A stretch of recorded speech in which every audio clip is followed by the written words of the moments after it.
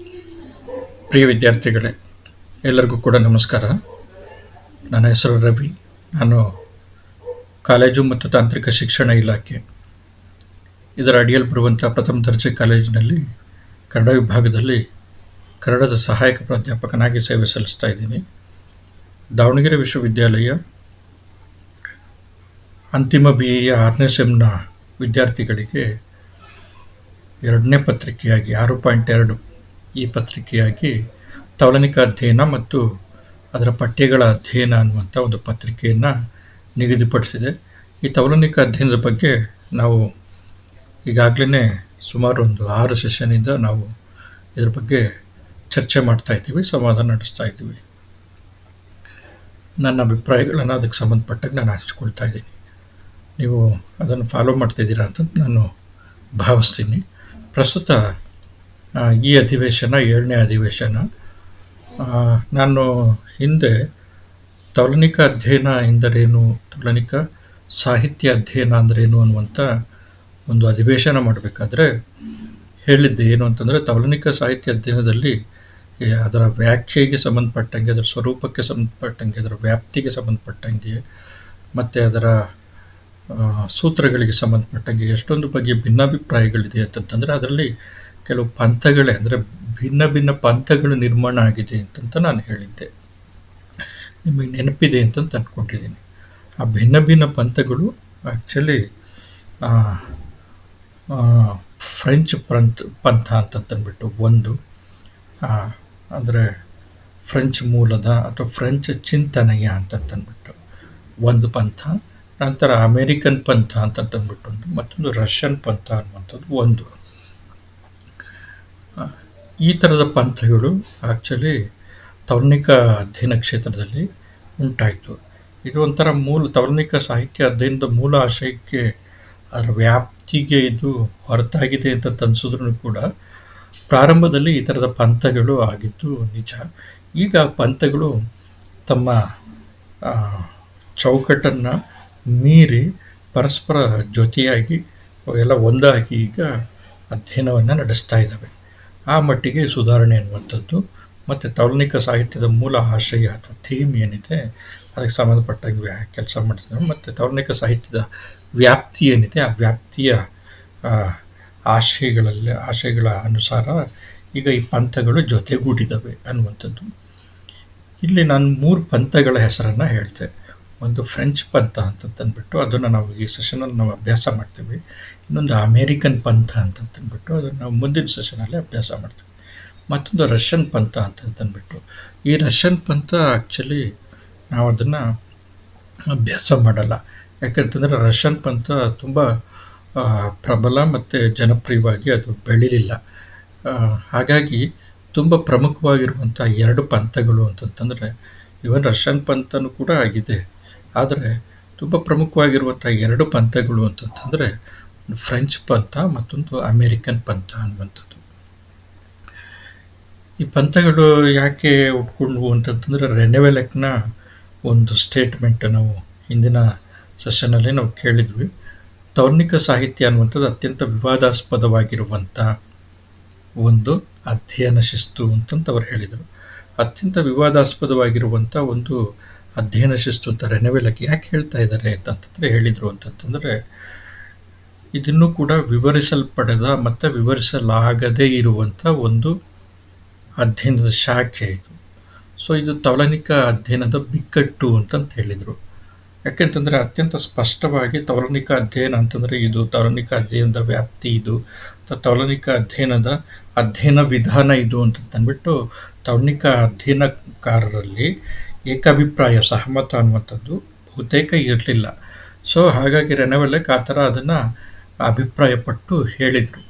ಇದು ಇನ್ನೂ ಕೂಡ ವಿವಾದಾಸ್ಪದವಾಗಿರುವಂಥದ್ದು ಅನ್ನುವಂಥದ್ದು ಮತ್ತು ಇನ್ನೂ ಕೂಡ ವಿವರಿಸಲಾಗದೇ ಇರುವಂಥ ಒಂದು ಅಧ್ಯಯನ ಶಾಖೆ ಅಂತ.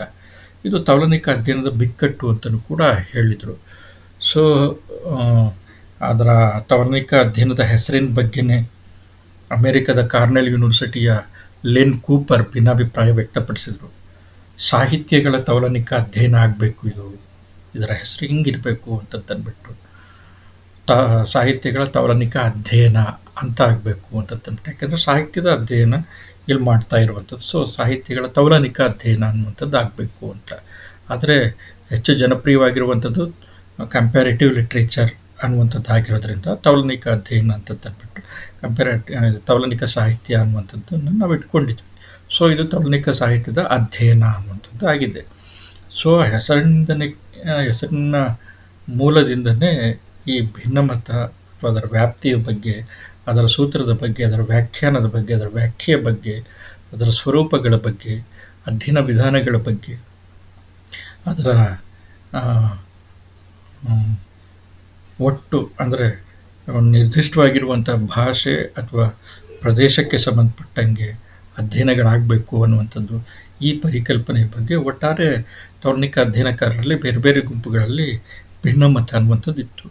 ಈ ಬೇರೆ ಬೇರೆ ಗುಂಪುಗಳೇ ನಂತರ ನಿರ್ದಿಷ್ಟ ಪಂಥಗಳಾಗಿ ವಿಭಾಗಿಸಲ್ಪಟ್ಟವು. ಫ್ರೆಂಚ್ ಪಂಥ, ಅಮೆರಿಕನ್ ಪಂಥ, ರಷ್ಯನ್ ಪಂಥ ಅನ್ನುವಂಥದ್ದು ತುಂಬ ಮುಖ್ಯವಾಗಿರುವಂಥದ್ದು. ಸೊ ಹಾಗಾಗಿ ಈ ರಷ್ಯನ್ ಪಂಥ ತುಂಬ ಮುಖ್ಯ ಅಲ್ಲದೆ ಇರುವಂಥ ಕಾರಣದಿಂದ ಆದ ರಷ್ಯನ್ ಪಂಥವನ್ನು ಕೈಬಿಟ್ಟು ಫ್ರೆಂಚ್ ಮತ್ತು ಅಮೇರಿಕನ್ ಪಂಥ ಅನ್ನುವಂಥದ್ದನ್ನು ಅಭ್ಯಾಸ ಮಾಡೋಣ. ತೌಲನಿಕ ಅಧ್ಯಯನದ ಪಂಥಗಳು ಫ್ರೆಂಚ್ ಪಂಥ ಈಗ ಮೊದಲನೇ ಪಂಥ ಅಂತ ತಂದ್ಬಿಟ್ಟು ನಾವು ಅದನ್ನು ತೆಗೆದುಕೊಳ್ಬೇಕು. ಫ್ರೆಂಚ್ ಪಂಥ ಅಂತ ಮೊದಲನೇ ಪಂಥ ಅಂತಂದ್ಬಿಟ್ಟು ಫ್ರೆಂಚ್ ಪಂಥ ಅನ್ನುವಂಥದ್ದನ್ನು ಯಾಕೆ ತೆಗೆದುಕೊಳ್ಬೇಕು ಅನ್ನುವಂಥದ್ದು ಬಹುಶಃ ನಿಮ್ಮ ಗಮನದಲ್ಲಿ ಇರ್ಬೋದು. ಯಾಕೆಂತಂದರೆ ಮೊದಲು ಆ್ಯಕ್ಚುಲಿ ಫ್ರಾನ್ಸ್ನಲ್ಲಿ ತೌಲನಿಕ ಅಧ್ಯಯನದ ಕೆಲಸಗಳು ನಡೆದವು. ತೌಲನಿಕ ಅಧ್ಯಯನದ ಪ್ರಾರಂಭಿಕ ಕೆಲಸಗಳು, ತೌಲನಿಕ ಅಧ್ಯಯನ ಅನ್ನುವಂಥದ್ದು ಒಂದು ಅಧ್ಯಯನ ಶಿಸ್ತು ಮೊಳಕೆ ಹೊಡೆದದ್ದು ಫ್ರಾನ್ಸ್ನಲ್ಲಿ. ಸೊ ಹಾಗಾಗಿ ಫ್ರೆಂಚ್ ಪಂಥ ಅನ್ನುವಂಥದ್ದು ಅಥವಾ ಫ್ರಾನ್ಸಿನ ಒಂದು ಪಂಥ ಅನ್ನುವಂಥದ್ದು, ತೌಲನಿಕ ಅಧ್ಯಯನದ ಫ್ರಾನ್ಸ್ ಪಂಥ ಅಥವಾ ಫ್ರೆಂಚ್ ಪಂಥ ಅನ್ನುವಂಥದ್ದು ಪ್ರಾಚೀನವಾಗಿರುವಂಥದ್ದು. ಅಮೇರಿಕಕ್ಕೆ ಹೋಲಿಸಿದರೆ, ಅಮೇರಿಕದ ಪಂಥಕ್ಕೆ ಹೋಲಿಸಿದರೆ ನಮಗೆ ಆ್ಯಕ್ಚುಲಿ ನೆನಪಿದೆ, ಮ್ಯಾಥ್ಯೂ ಆರ್ನಾಲ್ಡ್ ತೌಲನಿಕ ಅಧ್ಯಯನ ಅನ್ನುವಂಥ ಪದವನ್ನು ಮೊಟ್ಟ ಮೊದಲು ಬಳಸ್ದ.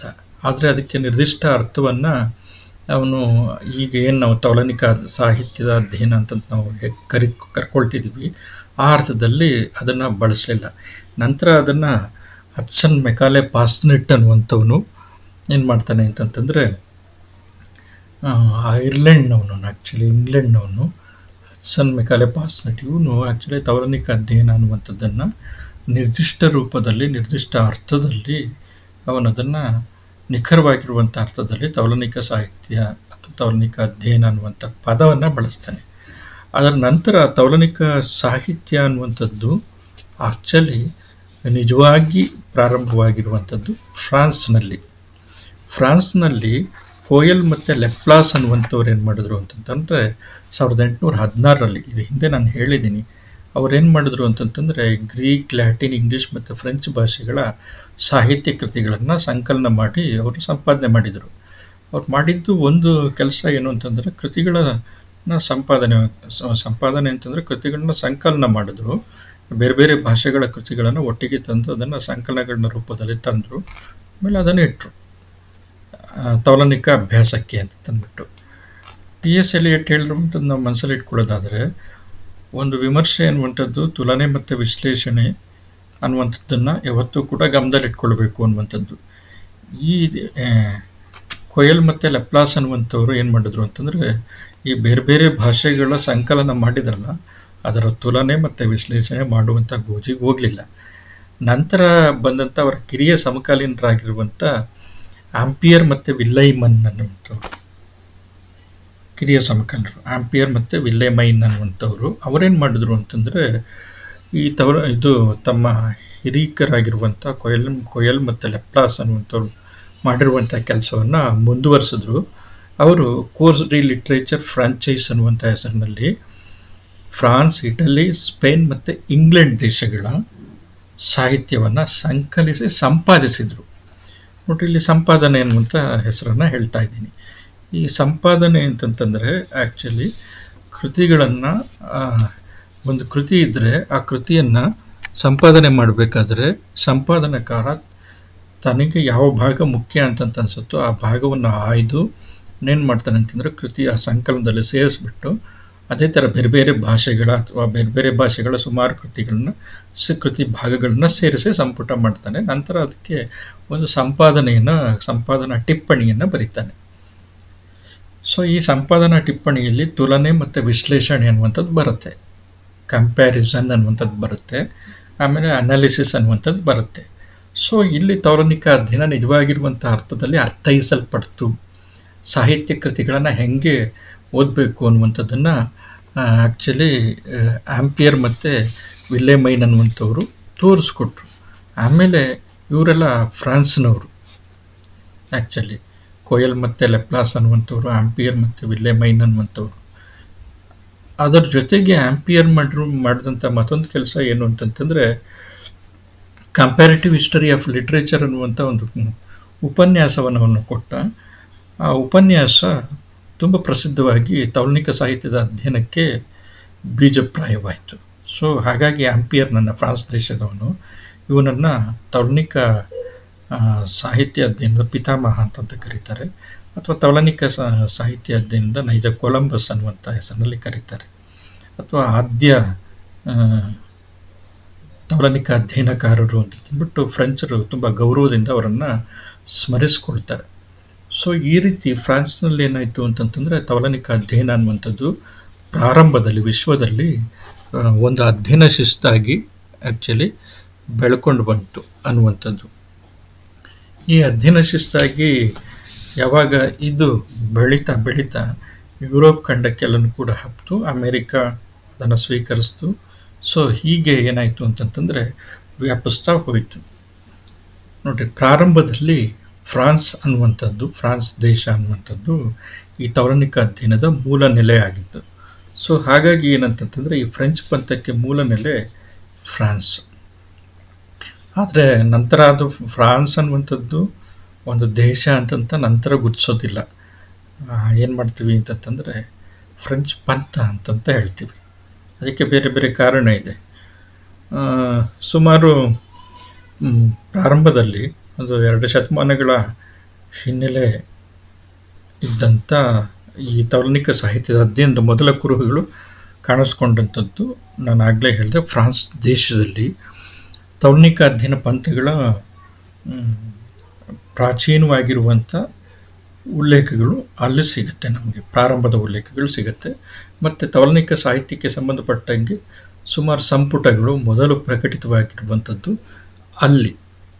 ಸಾಹಿತ್ಯ ಕೃತಿಗಳ ಅನುವಾದಿತ ಸಂಪುಟಗಳು, ಅಂದರೆ ಫ್ರೆಂಚ್ ಭಾಷೆಯಲ್ಲಿ ಅನುವಾದ ಆದಂಥ ಸಂಪುಟಗಳು ಪ್ರಕಟ ಆದವು. ಸೊ ಹಾಗಾಗಿ ಏನಂತಂತಂದರೆ ಬೇರೆ ಬೇರೆ ದೇಶ, ಅಂದರೆ ಇಟಲಿ, ಇಂಗ್ಲೆಂಡ್, ಗ್ರೀಕ್ ಇರಲಿ, ಸ್ಪೇನ್ ಇರಲಿ, ಹೀಗೆ ಬೇರೆ ಬೇರೆ ಭಾಷೆಗಳ ಸಾಹಿತ್ಯ ಕೃತಿಗಳನ್ನ ಸಂಪುಟ ಮಾಡಿ ಅಲ್ಲಿ ಅಧ್ಯಯನಕ್ಕೆ ಒಳಗೆ ಮಾಡಿದ್ರು.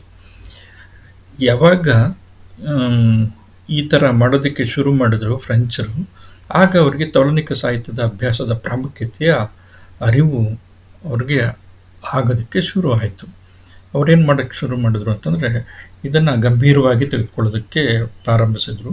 ಅದಕ್ಕೆ ಆಂಪಿಯರ್ ತುಂಬ ಬಲವಾಗಿರುವಂಥ ಭದ್ರವಾಗಿರುವಂಥ ಬುನಾದಿಯನ್ನು ಕೂಡ ಹಾಕಿಕೊಟ್ಟ. ಮತ್ತು ಆಂಪಿಯರ್ಗೆ ನಾನು ಇನ್ನೊಂದು ಮಾತು ಹೇಳಿದೆ, ಆಂಪಿಯರ್ಗೆ ಗಯಟೆಯ ಸಂಪರ್ಕ ಇತ್ತು, ಜರ್ಮನಿ ದೇಶದವನು. ಹೆಂಗೆ ದೇಶ ಭಾಷೆಗಳ ಎಲ್ಲೆಗಳನ್ನು ಮೀರ್ತಾರೆ ಅಂತ ತಂದ್ಬಿಟ್ಟು. ಗಯಟೆಯ ನಂಬಿಕೆ ಏನಾಗಿತ್ತು ಅಂತಂದರೆ ಇಡೀ ಮಾನವ ಕುಲ ಒಂದು, ಇಡೀ ಮಾನವ ಕುಲದ ಸಾಹಿತ್ಯ ಎಲ್ಲನೂ ಕೂಡ ಒಂದು. ಸೊ ಹಾಗಾಗಿ ಆ ಸಾಹಿತ್ಯ ವಿಶ್ವ ಸಾಹಿತ್ಯ ಅನ್ನುವಂಥ ನಂಬಿಕೆಯನ್ನು ಹೊಂದಿದ್ದ. ಅವರಿಂದ ಪ್ರಭಾವಿತನಾಗಿದ್ದಂಥ ಆಂಪಿಯರ್ನು ಕೂಡ ಏನು ಮಾಡ್ತಾನೆ ಅಂತಂತಂದರೆ ಆ್ಯಕ್ಚುಲಿ ಅವನು ಬೇರೆ ಬೇರೆ ದೇಶ ಭಾಷೆಗಳ ಅಥವಾ ಬೇರೆ ಬೇರೆ ರಾಷ್ಟ್ರದ ಭಾಷೆಗಳ ಸಾಹಿತ್ಯ ಕೃತಿಗಳನ್ನೆಲ್ಲ ಒಟ್ಟಿಗೆ ತಂದು ಅಭ್ಯಾಸ ಮಾಡಿ ಅದರಲ್ಲಿರುವಂಥ ವೈವಿಧ್ಯತೆಯನ್ನು, ಅನನ್ಯತೆಯನ್ನು, ಸಮಾನತೆಯನ್ನು ಅಥವಾ ವಿಭಿನ್ನತೆಯನ್ನು ಅಭ್ಯಾಸ ಮಾಡಿ ಅದನ್ನು ತುಲನೆಗೆ ಒಳಪಡಿಸಿ ವಿಶ್ಲೇಷಣೆ ಮಾಡುವಂಥ ಒಂದು ಪ್ರಯತ್ನವನ್ನು ಮಾಡ್ತಾನೆ. ಸೊ ಈ ಭದ್ರ ಬುನಾದಿಯ ಮೇಲೆ ಫ್ರಾನ್ಸ್ನಲ್ಲಿ ತೌಲನಿಕ ಅಧ್ಯಯನ ಪಂಥ ಅನ್ನುವಂಥದ್ದು ಬೆಳೆಯೋದಕ್ಕೆ ಪ್ರಾರಂಭ ಆಗುತ್ತೆ. ಈ ಫ್ರೆಂಚ್ ಪಂಥಕ್ಕೆ ಸಂಬಂಧಪಟ್ಟಂಗೆ ಮುಖ್ಯವಾಗಿ ಕೆಲಸ ಮಾಡಿದಂಥ ವಿದ್ವಾಂಸರು ಯಾರ್ಯಾರು ಅಂತಂತಂದರೆ ಹೆಸರು ನೆನ್ಪಿಟ್ಕೊಳ್ರಿ. ಈ ಹೆಸರುಗಳ ಹಿಂದೆ ನಾನು ಪ್ರಸ್ತಾಪ ಮಾಡಿದ್ದೀನಿ. ಪಾಲ್ ವ್ಯಾನ್ ತೈಹಮ್ ಅಂತಂದ್ಬಿಟ್ಟು, ಪಾಲ್ ವ್ಯಾನ್ ತೈಹಮ್ ಅಂತಂದ್ಬಿಟ್ಟು, JM ಕರ್ರೆ ಅನ್ನುವಂಥ ಒಬ್ಬ ವಿದ್ವಾಂಸರು, ಗಯಾರ್ಡ್ ಅನ್ನುವಂಥ ವಿದ್ವಾಂಸರು, ಇವರೆಲ್ಲ ಫ್ರೆಂಚ್ ಪಂಥಕ್ಕೆ ಸೇರಿರುವಂಥವ್ರು. ಈ ಫ್ರೆಂಚ್ ಪಂಥದ ಬಗ್ಗೆ ಬ್ರೂನೆಲ್, ಪಿಕೋಯಿಸ್ ಮತ್ತು ರೂಸೋ, ಹಾಬ್ಸ್, ಲಾಕ್ ಮತ್ತು ರೂಸೋ ಅಂತ ಹೇಳ್ತೀವಲ್ವಾ, ಆ ರೂಸೋ ಮತ್ತು ಪಿಕೋಯಿಸ್ ಅನ್ನುವಂಥ ಒಬ್ಬ ವಿದ್ವಾಂಸ ಮತ್ತು ಬ್ರೂನೆಲ್ ಅನ್ನುವಂಥ ವಿದ್ವಾಂಸರು ಈ ಫ್ರೆಂಚ್ ಪಂಥದ ಬಗ್ಗೆ ಅವರು ಪ್ರಸ್ತಾಪ ಮಾಡ್ತಾರೆ. ಈ ಫ್ರೆಂಚ್ ಪಂಥದಲ್ಲಿ ಫ್ರೆಂಚ್ ಪಂಥದ ಈ ಶಾಖೆಯಲ್ಲಿ ಫ್ರೆಂಚ್ ಅನ್ನುವಂಥದ್ದು ಇದೆಯಲ್ಲ, ಅದು ಒಂದು ದೇಶವನ್ನು ಪ್ರತಿನಿಧಿಸೋದಿಲ್ಲ. ನಾನು ಆಗಲೇ ಹೇಳಿದೆ, ಪ್ರಾರಂಭದಲ್ಲಿ ದೇಶ ಅನ್ನುವಂಥದ್ದು ಮುಖ್ಯ ಆದ್ರೂ ಕೂಡ, ಅಂದರೆ ಫ್ರಾನ್ಸ್ ದೇಶದಲ್ಲಿ ತೌಲನಿಕ ಅಧ್ಯಯನ ಅನ್ನುವಂಥದ್ದು ಬೆಳವಣಿಗೆ ಅಂದರೆ ಹುಟ್ಟು ಮತ್ತು ಅದರ ಪ್ರಾರಂಭಿಕ ಬೆಳವಣಿಗೆಯನ್ನು ಕಂಡರೂ ಕೂಡ ನಂತರ ಏನಾಯಿತು ಅಂತಂತಂದರೆ ಫ್ರಾನ್ಸ್ ದೇಶಕ್ಕೆ ಫ್ರೆಂಚ್ ಪಂಥ ಅನ್ನುವಂಥದ್ದು ಒಂದು ದೇಶಕ್ಕೆ ಸಂಬಂಧಪಡದೆ ಫ್ರೆಂಚ್ ಪಂಥ ಅನ್ನುವಂಥದ್ದು ಒಂದು ಹೆಸರಾಯಿತು ಅದಷ್ಟೇ. ಬೇರೆ ಬೇರೆ ದೇಶದ ವಿದ್ವಾಂಸರು ಈ ಚಿಂತನಾಧಾರೆಯನ್ನು ಒಪ್ಕೊಂಡ್ರು. ಸೊ ಹಾಗಾಗಿ ಫ್ರೆಂಚ್ ಪಂಥ ಅನ್ನುವಂಥದ್ದು ಒಂದು ದೇಶವನ್ನು ಇಲ್ಲಿ ಉಲ್ಲೇಖ ಮಾಡದೆ ಬದಲಾಗಿ ಒಂದು ಪದ್ಧತಿಯನ್ನು, ಒಂದು ಪಂಥವನ್ನು ಉಲ್ಲೇಖಿಸುತ್ತೆ. ಈ ಪಂಥ ಆರ್ಷೇಯ ಪದ್ಧತಿ ಅಂತಂತ ಹೇಳ್ತಾರೆ. ಆರ್ಷೇಯ ಪಂಥ, ಆರ್ಷೇಯ ಅಂತಂದರೆ ಕ್ಲಾಸಿಕಲ್ ಅನ್ನುವಂಥದ್ದು. ಈಗ ನಮ್ಮಲ್ಲಿ ರಾಮಾಯಣ, ಮಹಾಭಾರತ, ಪಂಪಭಾರತ ಅಥವಾ ಕುಮಾರವ್ಯಾಸ ಭಾರತ ಇವೆಲ್ಲ ಕ್ಲಾಸಿಕಲ್ ಆಗಿರುವಂಥ ಕೃತಿಗಳು ಅಂತ ಹೇಳ್ತೀವಿ. ಅಭಿಜಾತ ಕೃತಿಗಳು, ಅಭಿಜಾತ ಕಾವ್ಯಗಳು ಅಂತಂತ ಹೇಳ್ತೀವಿ. ಸೊ ಆ ಥರ ಫ್ರೆಂಚ್ ಪಂಥಕ್ಕೆ ಕ್ಲಾಸಿಕಲ್ ಅನ್ನುವಂಥ ಅಥವಾ ಅಭಿಜಾತ ಪಂಥ ಅನ್ನುವಂಥ ಹೆಸರಿನಲ್ಲಿ ಫ್ರೆಂಚ್ ಪಂಥವನ್ನು ಗುರುತಿಸಲಾಗಿದೆ. ಸೊ ಹಾಗಾಗಿ ಫ್ರೆಂಚ್ ಪಂಥ ಅಂತಂದರೆ ನಿರ್ದಿಷ್ಟ ದೇಶಕ್ಕೆ ಸಂಬಂಧಪಟ್ಟಿರುವಂಥದ್ದಲ್ಲ. ಇವನ್ ಅದನ್ನು ಅಮೇರಿಕನ್ ಪಂಥಕ್ಕೂ ಕೂಡ ಹಾಗೇನೆ ಅದನ್ನು ಅನ್ವಯಿಸಬೇಕಾಗತ್ತೆ. ಸೊ ಈ ಫ್ರೆಂಚ್ ಪಂಥಕ್ಕೆ ಸಂಬಂಧಪಟ್ಟಂಗೆ ನಾವು ಫ್ರೆಂಚ್ ಪಂಥದ ಮುಖ್ಯವಾಗಿರುವಂಥ ಲಕ್ಷಣಗಳನ್ನು, ಫ್ರೆಂಚ್ ಪಂಥದ ಮುಖ್ಯವಾಗಿರುವಂಥ ಸ್ವರೂಪ ಅಥವಾ ಅದರ ಲಕ್ಷಣಗಳನ್ನು ನಾವು ಕೆಲವು ಪಟ್ಟಿ ಮಾಡ್ಬೋದು. ಇಲ್ಲಿ ನಾನು ಆ್ಯಕ್ಚುಲಿ ಹೇಳಿದ್ದೀನಿ, ಅದೊಂದು ಫ್ರೆಂಚ್ ಪಂಥ ಅನ್ನುವಂಥ ಪರಿಭಾಷೆಯಲ್ಲಿ ಫ್ರೆಂಚ್ ಅನ್ನುವಂಥದ್ದು ಒಂದು ದೇಶ ಅಥವಾ ಫ್ರಾನ್ಸ್ ಭಾಷೆಯನ್ನು ಸೂಚಿಸುವಂಥದ್ದಲ್ಲ, ಬದಲಾಗಿ ಅದೊಂದು ಸಾಮಾನ್ಯ ಆರ್ಷೇಯ ಪದ್ಧತಿ, ಸಾಮಾನ್ಯ ಕ್ಲಾಸಿಕಲ್ ಪದ್ಧತಿಯನ್ನು ಸೂಚಿಸುತ್ತೆ ಅನ್ನುವಂಥದ್ದು. ಫ್ರೆಂಚ್ ಪಂಥದ ಮುಖ್ಯವಾಗಿರುವಂಥ ರೂವಾರಿಗಳು ಪಾಲ್ ವ್ಯಾನ್ ತೈಹಮ್, JM ಕರ್ರೆ, ಗಯಾರ್ಡ್ ಅನ್ನುವಂಥವರು. ನಂತರ ಈಗ ಆ್ಯಕ್ಚುಲಿ ಈ ಫ್ರೆಂಚ್ ಪಂಥದ ಮುಖ್ಯವಾಗಿರುವಂಥ ಲಕ್ಷಣಗಳೇನು, ಇದನ್ನು ಎರಡು ಥರ ಆ್ಯಕ್ಚುಲಿ ಅಭ್ಯಾಸ ಮಾಡೋದಕ್ಕೆ ಸಾಧ್ಯ ಇದೆ. ಒಂದು ಕಡೆ ಫ್ರೆಂಚ್ ಪಂಥದ ಲಕ್ಷಣಗಳನ್ನು ಪಟ್ಟಿ ಮಾಡ್ತಾರೆ, ಇನ್ನೊಂದು ಕಡೆ ಅಮೇರಿಕನ್ ಪಂಥದ ಲಕ್ಷಣಗಳನ್ನು ಕೂಡ ಪಟ್ಟಿ ಮಾಡಿ ಎರಡನ್ನೂ ಸಿಮಿಲರ್ ಆಗಿ ನೋಡ್ತಾರೆ. ಆದರೆ ನಾನು ಪ್ರತ್ಯೇಕವಾಗಿ ಫ್ರೆಂಚ್ ಪಂಥದ ಒಂದು ಲಕ್ಷಣಗಳನ್ನು ಪಟ್ಟಿ ಮಾಡಿದ್ದೀನಿ. ನಂತರ ಅಮೇರಿಕನ್ ಪಂಥದ ವಿವರಗಳನ್ನು ನಂತರ ನಾವು ನೋಡೋಣ. ಎರಡೂ ಕೂಡ ಭಿನ್ನತೆ ಇರುವಂಥದ್ದು. ಬಹುಶಃ ಇದಕ್ಕೆ ಸ್ವಲ್ಪ ಭಿನ್ನತೆ ಅನ್ನುವಂಥದ್ದು, ಬಹುತೇಕ ಭಿನ್ನತೆ ಇದೆ. ಈಗ ಅದು ಕಡಿಮೆ ಆಗ್ತಾ ಇದೆ ಅಂತ. ನೋಡ್ರಿ, ಫ್ರೆಂಚ್ ಪಂಥದವರ ಆ್ಯಕ್ಚುಲಿ ಮುಖ್ಯವಾಗಿರುವಂಥ ಲಕ್ಷಣ ಏನು ಅಂತಂದರೆ, ನಾನು ಆಗಲೇ ಹೇಳಿದೆ, ಫ್ರೆಂಚ್ ಪಂಥದವರು ಆರ್ಷೇಯ ಪದ್ಧತಿಯವರು, ಅಭಿಜಾತತೆ ಅಥವಾ ಕ್ಲಾಸಿಕಲ್ ಮನೋಧರ್ಮ ಇವರ ಮೂಲ ಗುಣ ಅನ್ನುವಂಥದ್ದು. ಅಂದರೆ ಇವರು ತೌಲನಿಕ ಅಧ್ಯಯನಕ್ಕೆ ಒಂದು ನಿರ್ದಿಷ್ಟ ಚೌಕಟ್ಟಿರಬೇಕು, ಈ ಎಲ್ಲೆಕಟ್ಟನ್ನು ದಾಟಲೇಬಾರ್ದು. ಅಂದರೆ ಒಂದು ನಿರ್ದಿಷ್ಟವಾಗಿರುವಂಥ ಒಂದು ಸಂಪ್ರದಾಯ, ಒಂದು ಪರಂಪರೆ ಅನ್ನುವಂಥದ್ದು ಇರುತ್ತೆ, ಈ ಪರಂಪರೆಯನ್ನು ಫಾಲೋ ಮಾಡ್ಕೊಂಡು ಹೋಗಬೇಕು ಅನ್ನುವಂಥ ಒಂದು ನಿಖರತೆ, ಒಂದು ಚೌಕಟ್ಟು, ಒಂದು ಎಲ್ಲೆಕಟ್ಟನ್ನು ಪ್ರಬಲವಾಗಿ ಪ್ರತಿಪಾದಿಸಿದಂಥವರು ಯಾರು ಅಂತಂತಂದರೆ ಫ್ರೆಂಚ್ ಪಂಥದವರು. ಸೊ ಹಾಗಾಗಿ ಅವ್ರು ಹೇಳುವಂಥದ್ದು ಏನಂತಂದರೆ, ತೌಲನಿಕ ಸಾಹಿತ್ಯದಲ್ಲಿ ಸಂಶೋಧನೆಯ ದೃಢವಾಗಿರುವಂಥ ತಳಹದಿಯನ್ನು ಹಾಕಿದಂಥವರು ಫ್ರೆಂಚ್ ಪಂಥದವರು. ತೌಲನಿಕ ಸಾಹಿತ್ಯದ ಅಧ್ಯಯನದಲ್ಲಿ ಸಂಶೋಧನೆಗೆ ಸಂಬಂಧಪಟ್ಟಂಗೆ ದೃಢವಾಗಿರುವಂಥ ತಳಹದಿಯನ್ನು ಹಾಕಿದಂಥವರು. ಆಮೇಲೆ ತೌಲನಿಕ ಸಾಹಿತ್ಯದ ಅಧ್ಯಯನಕ್ಕೆ ಯಾವುದಾದ್ರೂ ವ್ಯಾಖ್ಯಾನ ಮಾಡೋದಕ್ಕಿಂತ ಮುಂಚೆ, ಒಂದು ತೌಲನಿಕ ಸಾಹಿತ್ಯದ ಅಧ್ಯಯನದಲ್ಲಿ ತುಲನೆ ಮತ್ತು ವಿಶ್ಲೇಷಣೆ ಮಾಡ್ತಾ ಹೋಗ್ತೀವಿ. ಆ ವಿಶ್ಲೇಷಣೆ ಮಾಡೋದಕ್ಕಿಂತ ಮುಂಚೆ, ವ್ಯಾಖ್ಯಾನ ಮಾಡೋದಕ್ಕಿಂತ ಮುಂಚೆ ಅತ್ಯಂತ ಖಚಿತವಾಗಿರುವಂಥ ಒಂದು ಸ್ಟೇಟ್ಮೆಂಟ್ ಅದ್ರ ಬಗ್ಗೆ ಕೊಡಬೇಕು. ತೌಲನಿಕ ಸಾಹಿತ್ಯದ 2 ಕೃತಿಗಳನ್ನ ತಗೊಂಡಿದ್ದೀವಿ. ಆ ಕೃತಿಗಳ ಬಗ್ಗೆ ಸಾಮ್ಯತೆ ಇಲ್ಲಿದೆ ಅಥವಾ ವೈಷಮ್ಯತೆ ಇದೆ ಅಥವಾ ಪ್ರಭಾವ ಇಲ್ಲಿದೆ, ಏನಾದರೂ ನಾವು ಹೇಳಬೇಕಾಗ್ತದೆ ಇದರ ಮೂಲ ಇದು ಅಂತಂತ ಹೇಳಬೇಕಾದ್ರೆ ಇಂಥ ಮೂಲದಿಂದ ಇದು ಪ್ರಭಾವಿತವಾಗಿದೆ ಹಿಂಗೆ ಹೇಳಬೇಕಾದ್ರೆ ಅತ್ಯಂತ ಖಚಿತವಾಗಿರುವಂಥ ಅತ್ಯಂತ ಸೂಕ್ಷ್ಮವಾಗಿರುವಂಥ ವಿಚಾರಗಳನ್ನು ಕಲೆ ಹಾಕಬೇಕು, ನಿರ್ದಿಷ್ಟ ನಿಖರವಾಗಿರುವಂಥ ಆಧಾರಗಳನ್ನು ಕೊಡಬೇಕು ಅನ್ನುವಂಥದ್ದನ್ನು ಪ್ರತಿಪಾದನೆ ಮಾಡುವಂಥವ್ರು. ಸೊ ಹಾಗಾಗಿ ಏನಂತಂದರೆ ಅತ್ಯಂತ ಅಂದರೆ ಸಂಶೋಧನೆಯಲ್ಲಿ ಅತ್ಯಂತ ದೃಢವಾಗಿರುವಂಥ ನಿಲುವು ಒಂದು, ಇನ್ನೊಂದು ವ್ಯಾಖ್ಯಾನ ಮಾಡೋದಕ್ಕಿಂತ ಮುಂಚೆ ಹೇಳಿಕೆಗಳನ್ನು ಕೊಡೋದಕ್ಕಿಂತ ಮುಂಚೆ ಅತ್ಯಂತ ಖಚಿತವಾಗಿರುವಂಥ ಅತ್ಯಂತ ನಿಖರವಾಗಿರುವಂಥ ಅತಿ ಸೂಕ್ಷ್ಮವಾಗಿರುವಂಥ ವಿವರಗಳನ್ನು ಮೊದಲು ಆಧಾರವಾಗಿ ಕೊಡಬೇಕು ಅನ್ನುವಂಥದ್ದನ್ನು ಇವರು ಪ್ರತಿಪಾದನೆ ಮಾಡುವಂಥದ್ದು. ಸೊ ಇವೆಲ್ಲನೂ ಕೂಡ ಏನಂತಂದರೆ ಉತ್ತಮ ಭಾಷಾಜ್ಞಾನದಿಂದ ಸಾಧ್ಯ ಆಗುತ್ತೆ.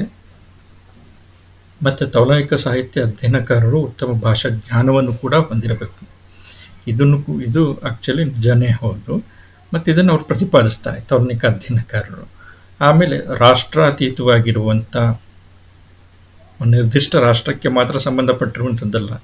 ನೋಡ್ರಿ, ಕೊಯಲ್ ಮತ್ತು ಲೆಪ್ಲಾಸ್ ಏನು ಮಾಡಿದ್ರು ಅಂತಂದರೆ ಬೇರೆ ಬೇರೆ ದೇಶಗಳ ಸಂಕಲನಗಳನ್ನ ತಂದರು. ಆಂಪಿಯರ್ ಮತ್ತು ವಿಲ್ಲೆಮೈನ್ ಕೂಡ ಬೇರೆ ಬೇರೆ ದೇಶಗಳ ಸಂಪುಟಗಳನ್ನ ತಂದರು. ರಾಷ್ಟ್ರಾತೀತವಾಗಿರುವಂಥ ಆಮೇಲೆ ಬಹು ಸಾಹಿತ್ಯದ ವಿದ್ವತ್ತಿನ ಅವಶ್ಯಕತೆ. ಒಂದು ಏನಂತಂದರೆ ಉತ್ತಮ ಭಾಷಾ ಜ್ಞಾನ ಇರಬೇಕು, ಬೇರೆ ಬೇರೆ ರಾಷ್ಟ್ರಗಳ ಸಾಹಿತ್ಯದ ಅಧ್ಯಯನ ಇರಬೇಕು, ಬೇರೆ ಬೇರೆ ರಾಷ್ಟ್ರಗಳಿಗೆ ಸಂಬಂಧಪಟ್ಟಿರುವಂಥದ್ದು. ಆಮೇಲೆ ಆ ರಾಷ್ಟ್ರಗಳ ಸಾಹಿತ್ಯಗಳ ಪ್ರಕಾರ ಅಥವಾ ಸಾಹಿತ್ಯದ ಸ್ವರೂಪ, ಸಾಹಿತ್ಯದ ಪರಂಪರೆ ಇದರ ಬಗ್ಗೆ ಅವರಿಗೆ ವಿದ್ವತ್ತಿರಬೇಕು. ಹಿಂಗೆ ಸಾಹಿತ್ಯದ ಅಂದರೆ ಈ ರೀತಿಯ ಅವಶ್ಯಕತೆ ತೌಲನಿಕ ಸಾಹಿತ್ಯದ ಅಧ್ಯಯನಕಾರರಿಗೆ ಇರಬೇಕು ಅಂತ ಅತ್ಯಂತ ಬಲವಾಗಿ ಪ್ರತಿಪಾದಿಸುವಂಥವರು ಯಾರು? ಫ್ರೆಂಚ್ ಪಂಥದವರು. ಸೊ ಮತ್ತು ಸಾಹಿತ್ಯದ ಅಧ್ಯಯನದಲ್ಲಿ ಅಲಕ್ಷಿತವಾಗಿರುವಂಥ ಸಂಸ್ಕೃತಿ, ಇದುವರೆಗೆ ನಾವು ಗಮನಿಸದೇ ಇರುವಂಥ ಅಥವಾ ನಿರ್ಲಕ್ಷಿಸಿರುವಂಥ, ನೋಡಿ ಎರಡನ್ನೂ ಕೂಡ ಗಮನಿಸದೇ ಇರುವಂಥ ಅದು ಒಂದು ಏನಂತಂತಂದರೆ ಮನುಷ್ಯ ಸಹಜವಾಗಿರುವಂಥ ಒಂದು ಲೋಪ ಅಂತಂತ ಹೇಳ್ಬೋದು. ಆದರೆ ಗಮನಿಸನೂ ಕೂಡ ನಿರ್ಲಕ್ಷಿಸಿದರೆ ಅದು ಲೋಪ ಅಲ್ಲ, ಅದು ಆ್ಯಕ್ಚುಲಿ ತಪ್ಪಾಗತ್ತೆ. ಸೊ ಹಾಗಾಗಿ ಇದುವರೆಗೆ ನಿರ್ಲಕ್ಷಿಸಿರುವಂಥ ಅಧ್ಯಯನದಲ್ಲಿ ನಿರ್ಲಕ್ಷ್ಯ ಮಾಡಿರುವಂಥ ಸಂಸ್ಕೃತಿ ಮತ್ತು ನಾಗರಿಕತೆಗಳಿಗೆ ಸಂಬಂಧಪಟ್ಟಿರುವಂಥ ಸಾಹಿತ್ಯದ ಅಧ್ಯಯನ ಮಾಡಬೇಕು ಅನ್ನುವಂಥದ್ದು ಫ್ರೆಂಚ್ ಪಂಥದ ಮುಖ್ಯವಾಗಿರುವಂಥ ಒಂದು ಗುರಿ, ಉದ್ದೇಶ ಅನ್ನುವಂಥದ್ದು. ಇದು ತುಂಬ ಮುಖ್ಯವಾಗಿರುವಂಥದ್ದು. ಯಾಕೆಂತಂದರೆ ಮತ್ತೆ ಅತ್ಯುತ್ತಮವಾಗಿರುವಂಥ ನಿಲುವು ಇದು. ಈಗ ಓದಿರೋದನ್ನೇ ಅಥವಾ ತಿಳ್ಕೊಂಡಿರುವಂಥದ್ದನ್ನೇ ಹೇಳಿರುವಂಥದ್ದನ್ನೇ ಮತ್ತೆ ಮತ್ತೆ ಹೇಳೋದಕ್ಕಿಂತ ಇದುವರೆಗೆ ಅಧ್ಯಯನದ ವ್ಯಾಪ್ತಿಗೆ ಬರದೇ ಇರುವಂಥದ್ದನ್ನು ಅಧ್ಯಯನಕ್ಕೆ ತರುವಂಥದ್ದಿದೆಯಲ್ಲ, ಒಳಪಡಿಸುವಂಥದ್ದಿದೆಯಲ್ಲ, ಉತ್ತಮವಾಗಿರುವಂಥ ಕಾರ್ಯ.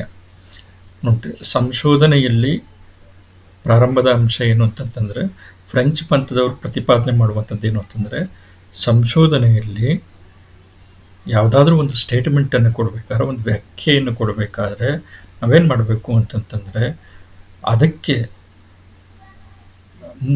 ಮೂಲವಾಗಿ ವಿಸ್ತೃತವಾಗಿರುವಂಥ ಅಧ್ಯಯನವನ್ನು ಕೈಗೊಳ್ಳಬೇಕು. ಸೂಕ್ಷ್ಮವಾಗಿರುವಂಥ ವಿವರಗಳನ್ನು ನಾವು ಅಭ್ಯಾಸ ಮಾಡಿರಬೇಕು. ಅದರ ಆಧಾರದ ಮೇಲೆ ನಾವೇನು ಮಾಡಬೇಕು ಅಂತಂದರೆ ನಿಖರತೆಯನ್ನು, ಅಂದರೆ ಆ ಸ್ಟೇಟ್ಮೆಂಟನ್ನು ಕೊಡೋದಕ್ಕೆ ನಿಖರವಾಗಿರುವಂಥ ತಿಳುವಳಿಕೆಯನ್ನು ಹೊಂದಿ ಯಾವುದಾದ್ರೂ ಒಂದು ವ್ಯಾಖ್ಯಾನವನ್ನು ಅಥವಾ ವಿಶ್ಲೇಷಣೆಯನ್ನು ಮಾಡಬೇಕು ಅನ್ನುವಂಥದ್ದು ಒಂದಂಶ. ಮತ್ತು ಇನ್ನೊಂದೇನು ಅಂತಂತಂದರೆ ತೌಲನಿಕ ಅಧ್ಯಯನಕಾರರಿಗೆ ರಾಷ್ಟ್ರಾತೀತವಾಗಿರುವಂಥ, ರಾಷ್ಟ್ರದ ಚೌಕಟ್ಟನ್ನು ಮೀರಿದಂಥ ಬೇರೆ ಬೇರೆ ದೇಶಗಳ ಬೇರೆ ಬೇರೆ ಭಾಷೆಗಳ ಸಾಹಿತ್ಯದ ಅಧ್ಯಯನದ ವಿದ್ವತ್ತು ಅನ್ನುವಂಥದ್ದು ಇರಬೇಕು ಅನ್ನುವಂಥದ್ದು ಅದರೊಳಗಡೆ ಬರುವಂಥದ್ದು. ಮತ್ತು ಇನ್ನೊಂದೇನು ಅಂತಂತಂದರೆ ಇದುವರೆಗೆ ಯಾವ ನಾಗರಿಕತೆ ಸಂಸ್ಕೃತಿಗಳ ಸಾಹಿತ್ಯಗಳು ಅಧ್ಯಯನಕ್ಕೆ ಒಳಪಟ್ಟಿಲ್ವೋ ಅದರ ಅಧ್ಯಯನ ಅನ್ನುವಂಥದ್ದನ್ನು ಕೈಗೊಳ್ಳಬೇಕು ಅನ್ನುವಂಥದ್ದನ್ನು ಫ್ರೆಂಚ್ ಪಂಥದವರು ಪ್ರತಿಪಾದಿಸ್ತಾರೆ. ಇದು ಮೊದಲನೇ ಅಂಶ. ಎರಡನೇ ಅಂಶ ಏನು ಅಂತಂತಂದರೆ ಇದು ಮುಖ್ಯವಾಗಿರುವಂಥದ್ದು ಸ್ವೀಕಾರಗಳ ಅಧ್ಯಯನಕ್ಕೆ ಅಧಿಕವಾಗಿರುವಂಥ ಪ್ರಾಮುಖ್ಯತೆಯನ್ನು ಕೊಡುವಂಥದ್ದು. ಸ್ವೀಕಾರಗಳ ಅಧ್ಯಯನ, ಆ್ಯಕ್ಚುಲಿ ಸ್ವೀಕಾರಗಳ ಅಧ್ಯಯನ ಅನ್ನುವಂಥದ್ದನ್ನು ನಾವು ಮುಂದೆ ಗಮನಿಸ್ತೀವಿ ಮುಂದಿನ ಅಧಿವೇಶನಗಳಲ್ಲಿ. ಫಾರ್ ಎಕ್ಸಾಂಪಲ್, ಒಂದು ಉದಾಹರಣೆಯನ್ನು ಕೊಡೋದಾದರೆ ಸ್ವೀಕಾರಗಳ ಅಧ್ಯಯನದಲ್ಲಿ ವ್ಯಾಸ ಮಹಾಭಾರತವನ್ನು ಬರೆದಿದ್ದಾನೆ. ನಾನು ಭಾರತದ ಉದಾಹರಣೆಯನ್ನು ಕೊಡ್ತಾ ಇದ್ದೀನಿ. ಒಂದು ಪಾಶ್ಚಾತ್ಯ ಉದಾಹರಣೆಯನ್ನು ಕೊಡ್ತೀನಿ. ವ್ಯಾಸ ಮಹಾಭಾರತವನ್ನು ಬರೆದಿದ್ದಾನೆ. ವ್ಯಾಸ ಬರೆದಿರುವಂಥ ಮಹಾಭಾರತ ಮೂಲತಃ ಜನಪದರು ತಮ್ಮ ಜನಪದ ಗೀತೆಗಳಾಗಿ ತಮ್ಮ ಕಷ್ಟ ಸುಖಗಳಲ್ಲಿ ಹಾಡ್ಕೊಳ್ತಾ ಇದ್ರು ಅಂತ ಕಾಣುತ್ತೆ. ರಾಮಾಯಣದ ಕಥೆನೂ ಕೂಡ ಹಾಗೇನೆ. ಅದನ್ನು ಬರಹ ರೂಪದಲ್ಲಿ ವ್ಯಾಸ ಮೊದಲನೇ ಬಾರಿಗೆ ತರ್ತಾನೆ ಸಂಸ್ಕೃತದಲ್ಲಿ. ನಂತರ ಅದನ್ನು ಪಂಪ ಬರೀತಾನೆ, ರನ್ನ ಬರೀತಾನೆ, ಕುಮಾರವ್ಯಾಸ ಬರೀತಾನೆ ಬರೀ ಕನ್ನಡದಲ್ಲೇ. ಆಮೇಲೆ ಅದರ ಬೇರೆ ಬೇರೆ ಪ್ರಸಂಗಗಳು ಯಕ್ಷಗಾನದ ರೂಪದಲ್ಲಿದ್ದಾವೆ. ಅದನ್ನು ಬೇರೆ ಬೇರೆ ಅದರ ರೂಪಗಳು ಅದರಲ್ಲಿ ಮಹಾಭಾರತದ ಭಾಗವಾಗಿಯೇ ಬರುವಂಥ ಕೃಷ್ಣನ ಅಂದರೆ ಭಾಗವತ ಅಂತ ನಾವು ಕರೆಯುವಂಥ ಕೃಷ್ಣನ ಕಥೆಯ ಭಾಗಗಳು ಹರಿದಾಸ ಕೀರ್ತನೆಗಳಲ್ಲಿ ಬರ್ತವೆ. ಈವನ್ ಜೈನರಲ್ಲೂ ಕೂಡ ಅರ್ಧನೇಮಿ ಪುರಾಣದಲ್ಲಿ ಕೃಷ್ಣನ ಕಥೆನೂ ಕೂಡ ಬರುತ್ತೆ. ಸೊ ಇವೆಲ್ಲನೂ ಕೂಡ ಏನು ಅಂತಂತಂದರೆ ಒಂದು ಕೃತಿಯಿಂದ ಮಾಡ್ಕೊಂಡಿರುವಂಥ ಸ್ವೀಕಾರಗಳು ಬೇರೆ ಬೇರೆ ಥರ ಇದ್ದಾವೆ.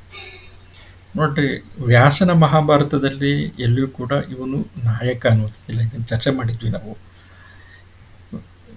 ಒಬ್ಬ ಈ ಕೃತಿ ನಾಯಕ ಅನ್ನುವಂಥದ್ದಿಲ್ಲ. ಆದರೆ ಪಂಪನ ಕೃತಿಯಲ್ಲಿ ಒಬ್ಬ ನಾಯಕ ಇದ್ದಾನೆ. ಅವನು ಯಾರು ಅಂತಂದರೆ ಅರ್ಜುನ ಅಥವಾ ಹರಿಕೇಸರಿ. ರನ್ನನ ಕೃತಿಯಲ್ಲಿ ಸಾಹಸ ಭೀಮ ಇದ್ದಾನೆ ಅಥವಾ ಸತ್ಯಾಶ್ರಯ ಇರಿವ ಬೆಡಂಗ ಇದ್ದಾನೆ. ಅವನು ಏನಂತಂದರೆ ಕೃತಿಯ ನಾಯಕ, ಏಕನಾಯಕ ಕೇಂದ್ರಿತ ಕಾವ್ಯಗಳು. ಆದರೆ ವ್ಯಾಸನ ಮಹಾಭಾರತ ಆ ರೀತಿ ಏಕ ಕೇಂದ್ರಿತ ಅಲ್ಲ. ನೋಡ್ರಿ, ಇವರಿಬ್ಬರೂ ಕೂಡ ಈಗ ಅರ್ಜುನ ಮತ್ತು ಭೀಮ ಇಬ್ಬರು ಕೂಡ ಲೌಕಿಕ ವ್ಯಕ್ತಿಗಳು. ಕುಮಾರವ್ಯಾಸ ಇನ್ನೊಂದು ಥರ ತೆಗೆದುಕೊಳ್ತಾನೆ. ಅವನು ಅಲೌಕಿಕವಾಗಿರುವಂಥ ವ್ಯಕ್ತಿ. ಅಂದರೆ ಅವನು ದೇವರು ಅಂತ ಭಾವಿಸಲಾಗಿರುವಂಥ ಪ್ರಾರಂಭದಿಂದನೂ ಕೂಡ. ಸೊ ಹಾಗಾಗಿ ಕೃಷ್ಣ ನನ್ನ ಕಥೆಯ ನಾಯಕ. ಆ ಕೃಷ್ಣ ಯಾರು ಅಂತಂದರೆ ಗದಗಿನ ವೀರನಾರಾಯಣ ಅಂತಂತ ಹೇಳ್ತಾನೆ. ಅಲೌಕಿಕನಾಗಿರುವಂಥ ವ್ಯಕ್ತಿ. ಈ ರೀತಿಯಾಗಿ ಅಂದರೆ ಸ್ವೀಕಾರ ಮಾಡಿಕೊಂಡೆ ಅದನ್ನು ಹೆಂಗೆ ಪರಿವರ್ತನೆ ಮಾಡಿಕೊಳ್ತಾರೆ ಅನ್ನುವಂಥದ್ದು. ಸೊ ಇವನ್ನೆಲ್ಲನೂ ಕೂಡ ಸ್ವೀಕಾರಗಳ ಅಧ್ಯಯನದಲ್ಲಿ ನಾವು ಅಭ್ಯಾಸ ಮಾಡ್ತೀವಿ. ಆವಾಗ ಆ ಸ್ವೀಕಾರದ ಅಧ್ಯಯನದಲ್ಲಿ ಕೆಲವು ಪರಿಭಾಷೆಗಳು ಬರ್ತವೆ. ಅದು ಸಾಹಿತ್ಯಿಕ ಅದೃಷ್ಟ ಅನ್ನುವಂಥದ್ದು, ಸಾಹಿತ್ಯಿಕ ಸಾಫಲ್ಯ ಅನ್ನುವಂಥದ್ದು, ಬಿಂಬ ಕಲ್ಪನಾ ಶಾಸ್ತ್ರ. ಬಿಂಬ ಅಂತಂದರೆ ಇಮೇಜ್ ಅಂತಂದ್ಬಿಟ್ಟು ಆ ಇಮೇಜನ್ನು ಆ್ಯಕ್ಚುಲಿ ಕೃತಿಯಲ್ಲಿ ಕಟ್ಕೊಡುವಂಥದ್ದು ಅನ್ನುವಂಥದ್ದು ನವ್ಯರು ಇದನ್ನು ಹೆಚ್ಚು ಬಳಸ್ತಾರೆ. ಸೊ ಇದಕ್ಕೆ ಫ್ರೆಂಚ್ ಪಂಥ ತುಂಬ ಹೆಸರಾಗಿರುವಂಥದ್ದು. ಸಾಹಿತ್ಯಿಕ ಅದೃಷ್ಟ ಮತ್ತು ಸಾಹಿತ್ಯಿಕ ಸಾಫಲ್ಯ ಬಿಂಬಕಲ್ಪನಾ ಶಾಸ್ತ್ರಕ್ಕೆ ಸಂಬಂಧಪಟ್ಟಂಗೆ ಸ್ವೀಕಾರಗಳ ಅಧ್ಯಯನದ ಸಂದರ್ಭದಲ್ಲಿ ನಾನು ಅದನ್ನು ವಿವರವಾಗಿ ಹೇಳ್ತೀನಿ. ಒಟ್ಟು ಸ್ವೀಕಾರ ಅಂತಂದರೆ ಈ ಥರ ಎಲ್ಲನೂ ಕೂಡ ಸಾಹಿತ್ಯಿಕ ಅದೃಷ್ಟನೂ ಕೂಡ ನಾನು ಕೊಟ್ಟಂಥ ಉದಾಹರಣೆ ಒಳಗಡೆ ಬರುತ್ತೆ. ಸಾಹಿತ್ಯಿಕ ಸಾಫಲ್ಯನೂ ಕೂಡ ಅದರೊಳಗಡೆ ಬರುತ್ತೆ. ಬಿಂಬಕಲ್ಪನಾ ಶಾಸ್ತ್ರನೂ ಕೂಡ ಅದರೊಳಗಡೆ ಬರುವಂಥದ್ದು. ಅದರ ವಿವರವಾಗಿ ಸ್ವೀಕಾರಗಳ ಅಧ್ಯಯನದಲ್ಲಿ ನೋಡೋಣ. ಇನ್ನೊಂದು ಪಾಶ್ಚಾತ್ಯ ಉದಾಹರಣೆ ಕೊಡ್ತೀನಿ ಅಂತ ನಾನು ಹೇಳಿದೆ. ಮಿಲ್ಟನ್ನ ಪ್ಯಾರಡೈಸ್ ಲಾಸ್ಟ್ ಅನ್ನುವಂಥ ಕೃತಿ. ಅದರಲ್ಲಿ ಪ್ಯಾರಡೈಸ್ ಲಾಸ್ಟ್ ಅನ್ನುವಂಥ ಕೃತಿಯಲ್ಲಿ ಆ್ಯಕ್ಚುಲಿ ಪ್ರಾರಂಭದಲ್ಲಿ ಆದಮ್ ಮತ್ತು ಈ ಮೊದಲ ಮಾನವನ ಪೂರ್ವಿಕರ ಕಥೆ ಆದ್ರೂ ಕೂಡ ಕ್ರಿಸ್ತನ ವಿವರಗಳು ಕೂಡ ಬರುತ್ತೆ. ಕ್ರಿಸ್ತನ ಕಥೆ ಆದರೂ ಕ್ರಿಸ್ತ ಅಲ್ಲಿ ಮನುಷ್ಯನಾಗಿ ಹೆಂಗೆ ಅವನು ವಿಕಾಸಗೊಳ್ತಾ ಹೋಗ್ತಾನೆ ಅನ್ನುವಂಥ ವಿವರಗಳು ಅಲ್ಲಿ ಬರ್ತಾ ಹೋಗುತ್ತೆ. ಕುವೆಂಪು ಮಿಲ್ಟನ್ನ ಪ್ಯಾರಡೈಸ್ ಲಾಸ್ಟ್ನಿಂದ ಪ್ರಭಾವಿತರಾಗಿ ಆ ಪಾತ್ರದ ಒಟ್ಟಾರೆ ಒಂದು ಚಿತ್ರಣ ಇದೆಯಲ್ಲ, ವಿಕಾಸದ ಪರಿ ಇದೆಯಲ್ಲ, ಅದನ್ನು ಅವರು ತಮ್ಮ ಶ್ರೀರಾಮಾಯಣ ದರ್ಶನಂನಲ್ಲಿ ರಾಮನಿಗೆ ಅದನ್ನು ಅನ್ವಯಿಸ್ಕೊಳ್ತಾರೆ. ರಾಮ ಒಬ್ಬ ಮನುಷ್ಯ, ಅಲ್ಲಿ ಮನುಷ್ಯ ಮಾತ್ರನಾಗಿರುವಂಥ ಒಬ್ಬ ವ್ಯಕ್ತಿ. ಆ ಮನುಷ್ಯನಾಗಿರುವಂಥ ಒಬ್ಬ ವ್ಯಕ್ತಿ ದೇವತ್ವದ ಕಡೆಗೆ ಹೆಂಗೆ ವಿಕಾಸಗೊಳ್ತಾನೆ ಅನ್ನುವಂಥ ಚಿತ್ರಣವನ್ನು ಕುವೆಂಪು ಮಾಡ್ತಾ ಹೋಗ್ತಾರೆ. ಇದು ಸ್ವೀಕಾರದ ಕ್ರಮ. ಇದು ನೋಡ್ರಿ, ಇದು ಕೃತಿ ಚೌರ್ಯಕ್ಕೆ ಸಂಬಂಧಪಡೋದಲ್ಲ ಅಥವಾ ಅನುಕರಣೆ ಅಲ್ಲ, ಸ್ವೀಕರಣೆಗೆ ಸಂಬಂಧಪಟ್ಟಿರುವಂಥದ್ದು. ಈ ಸ್ವೀಕರಣೆ ಅನ್ನುವಂಥದ್ದು ಇದೆಯಲ್ಲ ಅಥವಾ ಸ್ವೀಕಾರ ಅನ್ನುವಂಥದ್ದು ಇದೆಯಲ್ಲ, ಇದು ಫ್ರೆಂಚ್ ಪಂಥದ ಅತ್ಯಂತ ಮುಖ್ಯವಾಗಿರುವಂಥ ಲಕ್ಷಣಗಳಲ್ಲಿ ಒಂದು. ಇನ್ನೊಂದು ಏನು ಅಂತಂತಂದರೆ, ಒಂದು ದೇಶದ ಕೃತಿಯನ್ನು ಇಲ್ಲಿ ನೋಡ್ರಿ, ಕೃತಿ ಅಥವಾ ಕೃತಿಕರ್ತ ಇನ್ನೊಂದು ದೇಶದಲ್ಲಿ ಯಾವ ರೀತಿ ರೂಪ ಪ್ರಮಾಣಗಳಲ್ಲಿ ಪ್ರಸಾರಗೊಳ್ತಾನೆ ಎನ್ನುವಂಥ ವಿಷಯಗಳಲ್ಲಿ ತೌರ್ಣಿಕ ಸಾಹಿತ್ಯವನ್ನು ತುಂಬ ಶಾಸ್ತ್ರೀಯವಾಗಿ ಎಚ್ಚರಗಣ್ಣಿಂದ ದಾಖಲೆಗಳನ್ನು ಆಧರಿಸಿ ಅಧ್ಯಯನ ಮಾಡಬೇಕು ಅನ್ನುವಂಥದ್ದು ಫ್ರೆಂಚ್ ಪಂಥದ ತುಂಬ ಅಚಲವಾಗಿರುವಂಥ ನಿಲುವು. ನೋಡ್ರಿ, ಒಂದು ದೇಶದ ಕೃತಿ ಮತ್ತು ಕೃತಿಕರ್ತನನ್ನು ಮತ್ತೊಂದು ದೇಶದಲ್ಲಿ ಯಾವ ರೀತಿಯಲ್ಲಿ, ಯಾವ ರೂಪದಲ್ಲಿ, ಯಾವ ಪ್ರಮಾಣದಲ್ಲಿ ಅವನು ಪ್ರಸಾರಗೊಳ್ತಾನೆ ಅನ್ನುವಂಥದ್ದು, ಈ ವಿಷಯಗಳನ್ನು ಅಭ್ಯಾಸ ಮಾಡಬೇಕಾದ್ರೆ ತುಲನೆ ಮಾಡ್ತೀವಲ್ಲ ಇನ್ನೊಂದು ದೇಶದಲ್ಲಿ ಅವನ ಹೆಂಗೆ ಅಂದರೆ, ಒಂದು ದೇಶದ ಕೃತಿಕರ್ತ ಅಥವಾ ಕೃತಿ, ಮಿಲ್ಟನ್ ಕೃತಿಕರ್ತ ಕೃತಿ ಪ್ಯಾರಡೈಸ್ ಲಾಸ್ಟ್ ಮತ್ತು ಪ್ಯಾರಡೈಸ್ ರೀಗೇನ್ಡ್ ಅನ್ನುವಂಥ 2 ಕೃತಿಗಳು. ಅದು ಇನ್ನೊಂದು ದೇಶದಲ್ಲಿ, ಭಾರತದಲ್ಲಿ, ಕರ್ನಾಟಕ ರಾಜ್ಯದಲ್ಲಿ ಹೆಂಗೆ ಅವನು ಯಾವ ರೂಪದಲ್ಲಿ ಸ್ವೀಕರಿಸಲ್ಪಟ್ಟಿದ್ದಾನೆ, ಯಾವ ರೀತಿ ಸ್ವೀಕರಿಸಲ್ಪಟ್ಟಿದ್ದಾನೆ ಅನ್ನುವಂಥದ್ದು, ಯಾವ ಪ್ರಮಾಣದಲ್ಲಿ ಸ್ವೀಕರಿಸಲ್ಪಟ್ಟಿದ್ದಾನೆ ಅನ್ನುವಂಥದ್ದನ್ನು ತುಂಬ ನಿಖರವಾಗಿ ಮತ್ತು ಎಚ್ಚರಿಕೆಯಿಂದ ಅಧ್ಯಯನ ಮಾಡಬೇಕು ಅನ್ನುವಂಥದ್ದು ಫ್ರೆಂಚ್ ಪಂಥದ ಅತ್ಯಂತ ಅಚಲವಾಗಿರುವಂಥ ನಿಲುವು.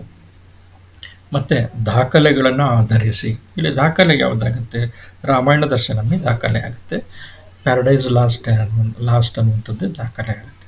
ಈ ದಾಖಲೆ ಅಂದರೆ ಸಾಹಿತ್ಯ ಕೃತಿಗಳೇ ದಾಖಲೆಗಳಾಗ್ತವೆ. ಆನುಷಂಗಿಕ ದಾಖಲೆಗಳು ಕೂಡ, ಈಗ ಕವಿಗಳ ಟಿಪ್ಪಣಿಗಳು ಏನಾದರೂ ಮಾಡಿಕೊಂಡಿದ್ರೆ ಅವು ಕೂಡ ಆನುಷಂಗಿಕ ದಾಖಲೆಗಳಾಗ್ತವೆ. ಈ ರೀತಿ ಎಚ್ಚರಗಣ್ಣಿನಿಂದ ಅಧ್ಯಯನ ಮಾಡಬೇಕು ಅನ್ನುವಂಥದ್ದು ಇವರ ನಿಲುವು ಅನ್ನುವಂಥದ್ದು. ಆಮೇಲೆ ಇನ್ನೊಂದು ಇವರ ಮುಖ್ಯವಾಗಿರುವಂಥ ನಿಲುವು, ಫ್ರೆಂಚ್ ಪಂಥದ ಮುಖ್ಯವಾಗಿರುವಂಥ ಒಂದು ಲಕ್ಷಣ ಏನು ಅಂತಂತಂದರೆ, ಈಗ ನಾವೇನಾದರೂ 1-2 ಕೃತಿಗಳ ನಡುವೆ, 2 ಕೃತಿ ಅದು ಒಂದೇ ಭಾಷೆಗೆ ಸಂಬಂಧಪಟ್ಟಿರಲಿ, ಭಿನ್ನ ಭಾಷೆಗೆ ಸಂಬಂಧಪಟ್ಟಿರಲಿ, ಭಿನ್ನ ಭಿನ್ನ ದೇಶದ ಭಾಷೆಗಳಿಗೆ ಸಂಬಂಧಪಟ್ಟಿರಲಿ, ಆ ಕೃತಿಗಳನ್ನು ಹೋಲಿಸ್ಬೇಕಾದ್ರೆ ನಾವೇನು ಮಾಡಬೇಕು ಅಂತಂದರೆ, ಬೇರೆ ಬೇರೆ ದೇಶಗಳಿಗೆ ಸಂಬಂಧಪಟ್ಟಿರುವಂಥ ಸಾಹಿತಿಗಳು ಅಥವಾ ಸಾಹಿತ್ಯ ಕೃತಿಗಳನ್ನು ಹೋಲಿಸ್ಬೇಕಾದ್ರೆ, ಅಥವಾ ಒಂದೇ ದೇಶದ ಸಾಹಿತ್ಯದ, ಒಂದೇ ದೇಶದ ಬೇರೆ ಬೇರೆ ಭಾಷೆಗಳ ಕೃತಿಗಳನ್ನು ನಾವು ಹೋಲಿಸ್ಬೇಕಾದ್ರೆ, ಅಥವಾ ಒಂದು ಭಾಷೆಯಲ್ಲಿರುವಂಥ ಕೃತಿಗಳನ್ನು ಹೋಲಿಸ್ಬೇಕಾದ್ರೆ, ಆ ಸಂದರ್ಭದ ನಾವೇ ಏನು ಮಾಡಬೇಕು ಅಂತಂತಂದರೆ, ಹೋಲಿಸ್ಬೇಕಾದ್ರೆ ನಾವೇನು ಮಾಡಬೇಕು ಅಂತಂದರೆ, ಆ ಸಂದರ್ಭದ ಆ ಕೃತಿಗಳ ನಡುವಿನ ಸಂಪರ್ಕ ಅಥವಾ ಕೃತಿಗಳ ನಡುವೆ ಇರುವಂಥ ಸಂಪರ್ಕ ಮತ್ತು ಆ ಕೃತಿ ರಚನೆಯಾದಂಥ ಸಂದರ್ಭ ಅತ್ಯಂತ ನೇರವಾಗಿರುವಂಥ ಪ್ರಭಾವ ಅವುಗಳ ಮೇಲೆ ಆಗಿದ್ರೆ, ಆ ಸಾಂದರ್ಭಿಕ ಕಾರಣದಿಂದ ಮತ್ತು ಆ ಸಂಪರ್ಕಗಳು ಅತ್ಯಂತ ನೇರ, ಸ್ಪಷ್ಟ ಮತ್ತು ಸಾಧಾರಪೂರ್ವಕ ಆಗಿದರೆ ಮಾತ್ರ ಅವನ್ನು ಹೋಲಿಸ್ಬೇಕು. ಮತ್ತು ಅದು ಪ್ರಜ್ಞಾಪೂರ್ವಕವೂ ಆಗಿರಬೇಕು. ನೋಡ್ರಿ, ಸಾಕ್ಷಾತ್ತಾಗಿರುವಂಥ ಸಂಪರ್ಕ ಇದ್ದಿರಬೇಕು ಅನ್ನುವಂಥದ್ದನ್ನು ಅವರು ಹೇಳ್ತಾ ಇದ್ದಾರೆ. ಸೊ ಹಾಗಾಗಿ ಏನಂತಂದರೆ, ಬೇರೆ ಬೇರೆ ದೇಶದ ಬೇರೆ ಬೇರೆ ಭಾಷೆಗಳ ಕೃತಿಗಳ ನಡುವೆ ಹೋಲಿಕೆ ಅನ್ನುವಂಥದ್ದನ್ನು ಮಾಡಬೇಕಾದ್ರೆ, ಅದು ಸಾಹಿತ್ಯ ಆಗಿರಲಿ, ಸಾಹಿತ್ಯ ಕೃತಿಗಳಾಗಿರಲಿ, ಹೋಲಿಸ್ಬೇಕಾದ್ರೆ ಆ ಹೋಲಿಸುವಂಥ ಸಂದರ್ಭದಲ್ಲಿ ಕೃತಿಗಳ ನಡುವೆ ಅಥವಾ ಕೃತಿಕರ್ತೃಗಳ ನಡುವೆ ನೇರವಾಗಿರುವಂಥ ಸಂಪರ್ಕ ಅನ್ನುವಂಥದ್ದು ಇರಬೇಕು, ಅಥವಾ ಸಂದರ್ಭ ಅನ್ನುವಂಥದ್ದು ಆ ಸಂದರ್ಭ ಒಂದೇ ಸಂದರ್ಭ ಆಗಿರಬೇಕು. ಆ ಸಂದರ್ಭದಲ್ಲಿ ಅತ್ಯಂತ ನೇರ ಮತ್ತು ಸ್ಪಷ್ಟ, ಸಾಧಾರಪೂರ್ವಕ ಮತ್ತು ಅತ್ಯಂತ ಪ್ರಜ್ಞಾಪೂರ್ವಕವಾಗಿರುವಂಥ ಎಚ್ಚರಗಣ್ಣಿನ, ನೋಡ್ರಿ, ಅತ್ಯಂತ ಪ್ರಜ್ಞಾಪೂರ್ವಕವಾಗಿರುವಂಥ ಅತ್ಯಂತ ಎಚ್ಚರಗಣ್ಣಿನ ಒಂದು ವಿಶ್ಲೇಷಣೆಯನ್ನು ನಾವು ಆ್ಯಕ್ಚುಲಿ ನಡೆಸಬೇಕು. ಅಂದರೆ ತುಂಬ ಶಾಸ್ತ್ರೀಯವಾಗಿರುವಂಥ ಎಚ್ಚರಗಣ್ಣಿನ ಇದು ತಿಳುವಳಿಕೆಯನ್ನು ಹೊಂದಿ, ಅದರ ಬಗ್ಗೆ ನಿಖರವಾಗಿರುವಂಥ ತಿಳುವಳಿಕೆಯನ್ನು ಹೊಂದಿ ಅದರ ವಿಶ್ಲೇಷಣೆ ನಡಿಬೇಕು.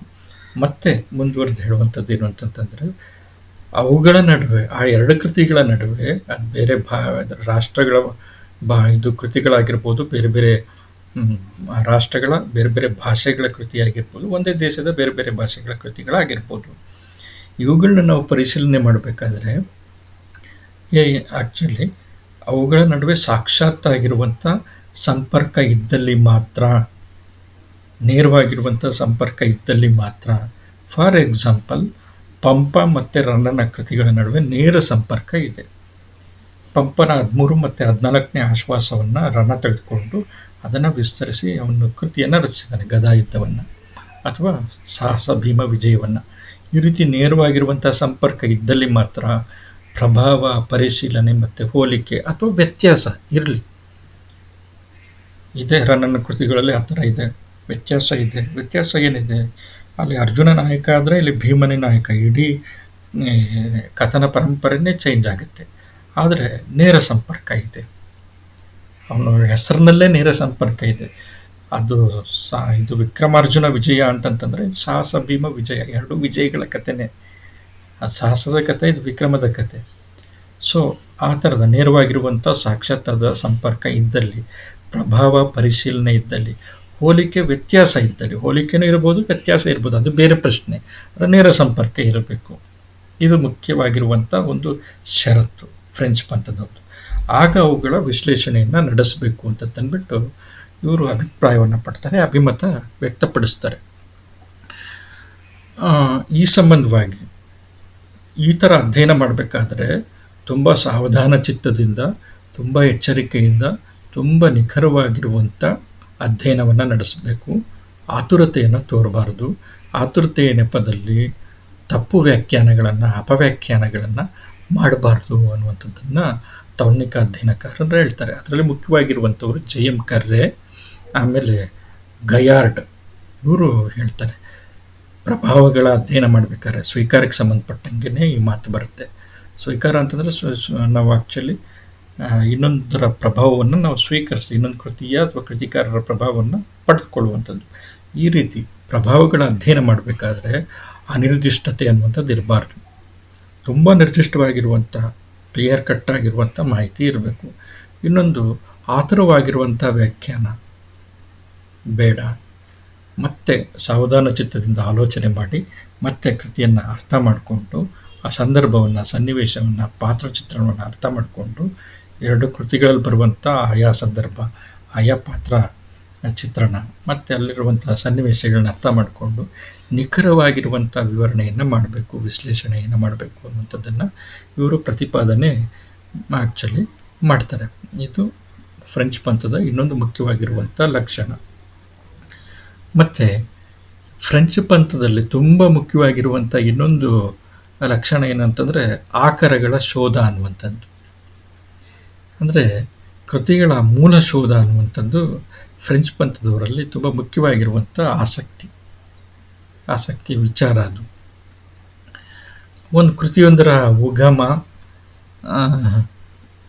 ಆ್ಯಕ್ಚುಲಿ ಬೆಳವಣಿಗೆ, ಅದರ ರಚನಾಕ್ರಮ ಅವರು ಇದ್ರ ಮುಖಾಂತರ ತಿಳಿಯೋದಕ್ಕೆ ಪ್ರಯತ್ನ ಪಡ್ತಾರೆ. ಒಂದು ಕೃತಿಯೊಂದರ ಉಗಮ, ಈಗ ಫಾರ್ ಎಕ್ಸಾಂಪಲ್ ಹರಿಹರನ ರಗಳೆಗಳಿದೆ. ಹರಿಹರನ ರಗಳೆಗಳಿಗೆ ಮೂಲ ಪೆರಿಯ ಪುರಾಣ, ಶೆಕ್ಕಿಳಾರ್ ಕವಿ ಬರೆದಿರುವಂಥ ಪೆರಿಯ ಪುರಾಣ. ಈ ಪೆರಿಯ ಪುರಾಣ, ಪೆರಿಯ ಅಂತಂದ್ರೆ ದೊಡ್ಡ ಅಂತ, ಹಿರಿಯ, ದೊಡ್ಡ ಪುರಾಣ ಅಂತ ಅಂದ್ಬಿಟ್ಟು, ಆ ಪೆರಿಯ ಪುರಾಣವನ್ನು ಆಧಾರವಾಗಿಟ್ಕೊಂಡು, ಆಕರವಾಗಿಟ್ಕೊಂಡು, ಆಧಾರ ಅನ್ನೋದಕ್ಕಿಂತ ಇಲ್ಲಿ ಆಕರ, ಮೂಲ ಆಗಿಟ್ಕೊಂಡು ಹರಿಹರ ಏನು ಮಾಡ್ತಾನೆ, ರಗಳೆಗಳನ್ನು ಬರೀತಾನೆ. ಹರಿಹರನ ರಗಳೆಗಳು ಎರಡು ಥರ ಇದೆ. ಒಂದು ಏನು ಅಂತಂತಂದರೆ 63 ಪುರಾತನರ ಶಿವಭಕ್ತರ ಚರಿತ್ರೆಗಳಿದ್ದಾವೆ. ಈ 63 ಪುರಾತನರ ಚರಿತ್ರೆಗಳಿರುವಂಥದ್ದು ಪೆರಿಯ ಪುರಾಣದಲ್ಲೇ. ಅದರಲ್ಲೂ ಒಬ್ಬನೇ ಒಬ್ಬ ಕನ್ನಡಿಗ ಬರ್ತಾನೆ, ಮಾದಾರ ಚೆನ್ನಯ್ಯನ ಕಥೆ ಅದು. ಅದನ್ನು ಹರಿಹರ ಮಾದಾರ ಚೆನ್ನಯ್ಯನ ರಗಳೆಯನ್ನಾಗಿ ಅದನ್ನು ರೂಪಿಸಿದ್ದಾನೆ. ನಂತರ ಉಳಿದಿರುವಂಥ ಬಸವರಾಜ ದೇವರ ರಗಳೆ ಇರಲಿ, ಅಥವಾ ಅಲ್ಲಮ ಪ್ರಭುಗಳ ರಗಳೆ ಇರಲಿ, ಪುಷ್ಪ ರಗಳೆ ಇರಲಿ, ಮಾಧವಿ ಅಕ್ಕಗಳ ರಗಳೆ ಇರಲಿ, ಇವೆಲ್ಲನೂ ಕೂಡ ಸ್ವತಂತ್ರವಾಗಿ ಹರಿಹರ ಬರೆದಿರುವಂಥದ್ದು. ಅದೇನು ಪೆರಿಯ ಪುರಾಣದಲ್ಲಿ ಇಲ್ಲ. ಆದರೆ ಮೂಲ ಆಕಾರ ಯಾವುದು ಅಂತಂದರೆ ಪೆರಿಯ ಪುರಾಣ ಅಂತಂತ ಹೇಳ್ಬೋದು. ಸೊ ಹಾಗಾಗಿ ಒಂದು ಕೃತಿಯೊಂದರ ಉಗಮ ಹೆಂಗಾಗಿದೆ, ಬೆಳವಣಿಗೆ ಹೆಂಗಾಗಿದೆ ನೋಡ್ರಿ. ಹರಿಹರನ ರಗಳೆಗಳ ಕೃತಿಗೆ ಮೂಲ ಪೆರಿಯ ಪುರಾಣ ಉಗಮಕ್ಕೆ ಕಾರಣ. ಅದು ಬೆಳವಣಿಗೆ ಆಗಬೇಕಾದ್ರೆ ಏನಾಗಿದೆ, 63 ಪುರಾತನ ಚರಿತ್ರೆಗೆ ಸಂಬಂಧಪಟ್ಟಂಗೆ ಪೆರಿಯ ಪುರಾಣವನ್ನು ಹರಿಹರ ಆಧರಿಸ್ತಾನೆ. ಆದರೆ ನಂತರ ಅವನೇನು ಮಾಡ್ತಾನೆ ಅಂತಂತಂದರೆ, ಅದನ್ನು ಯಾವಾಗ ಕರ್ನಾಟಕದ ವಚನಕಾರರು ಅಥವಾ ಶಿವಭಕ್ತರ ಬಗ್ಗೆ ಬರೆಯೋದಕ್ಕೆ ಹೊರಡ್ತಾನೆ, ಸ್ವತಂತ್ರವಾಗಿರುವಂಥ ರಚನೆಯನ್ನು ಮಾಡ್ತಾನೆ. ಹೀಗೆ ಬೆಳವಣಿಗೆ, ರಚನಾಕ್ರಮ ಇದನ್ನು ತಿಳಿಯುತ್ತೆ. ಮತ್ತು ಲೇಖಕನ ಸಾಮಾಜಿಕವಾಗಿರುವಂಥ ಅಥವಾ ಆರ್ಥಿಕವಾಗಿರುವಂಥ ಅಥವಾ ರಾಜಕೀಯವಾಗಿರುವಂಥ ಅಥವಾ ಸಾಹಿತ್ಯಿಕವಾಗಿರುವಂಥ ಹಿನ್ನೆಲೆಗಳನ್ನು ನಾವು ಇದರಿಂದ ಅರ್ಥ ಮಾಡ್ಕೊಳ್ಳೋದಕ್ಕೆ ಸಾಧ್ಯ. ಮತ್ತು ಇದನ್ನು ಗಮನದಲ್ಲಿಟ್ಕೊಂಡು ಆತನ ಕೃತಿ ಬಳಸ್ಕೊಂಡಿರುವಂಥ ವಿದೇಶಿ ಮೂಲಗಳನ್ನು ನಾವು ಹುಡುಕೋದಕ್ಕೆ ಸಾಧ್ಯ ಆಗುತ್ತೆ.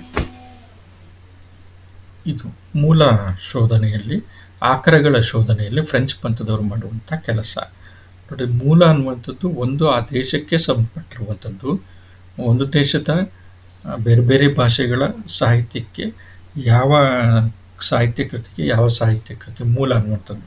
ಹೀಗೂ ಆಗ್ಬೋದು, ಬೇರೆ ಬೇರೆ ದೇಶದ ಬೇರೆ ಬೇರೆ ಭಾಷೆಯ ಕೃತಿಗಳಲ್ಲಿ ಒಂದು ದೇಶದ ಒಂದು ಕೃತಿ, ಒಬ್ಬ ಲೇಖಕನ ಕೃತಿ ಇನ್ನೊಂದು ದೇಶದ ಲೇಖಕನ ಕೃತಿಗೆ ಮೂಲ ಆಗ್ಬೋದು, ಆಕರ ಆಗ್ಬೋದು.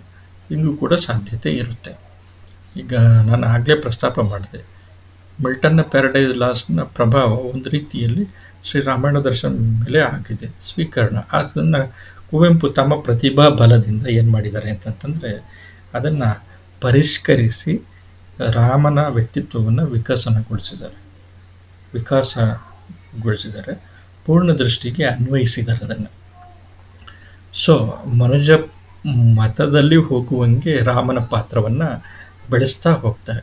ಸೊ ಇದೇನಂತಂದರೆ ಲೇಖಕನ ವ್ಯಕ್ತಿ ವೈಶಿಷ್ಟ್ಯತೆ ಅಥವಾ ಲೇಖಕನ ಪ್ರತಿಭಾ ಬಲ, ಇದರಿಂದ ಸಾಧ್ಯ ಆಗುತ್ತೆ.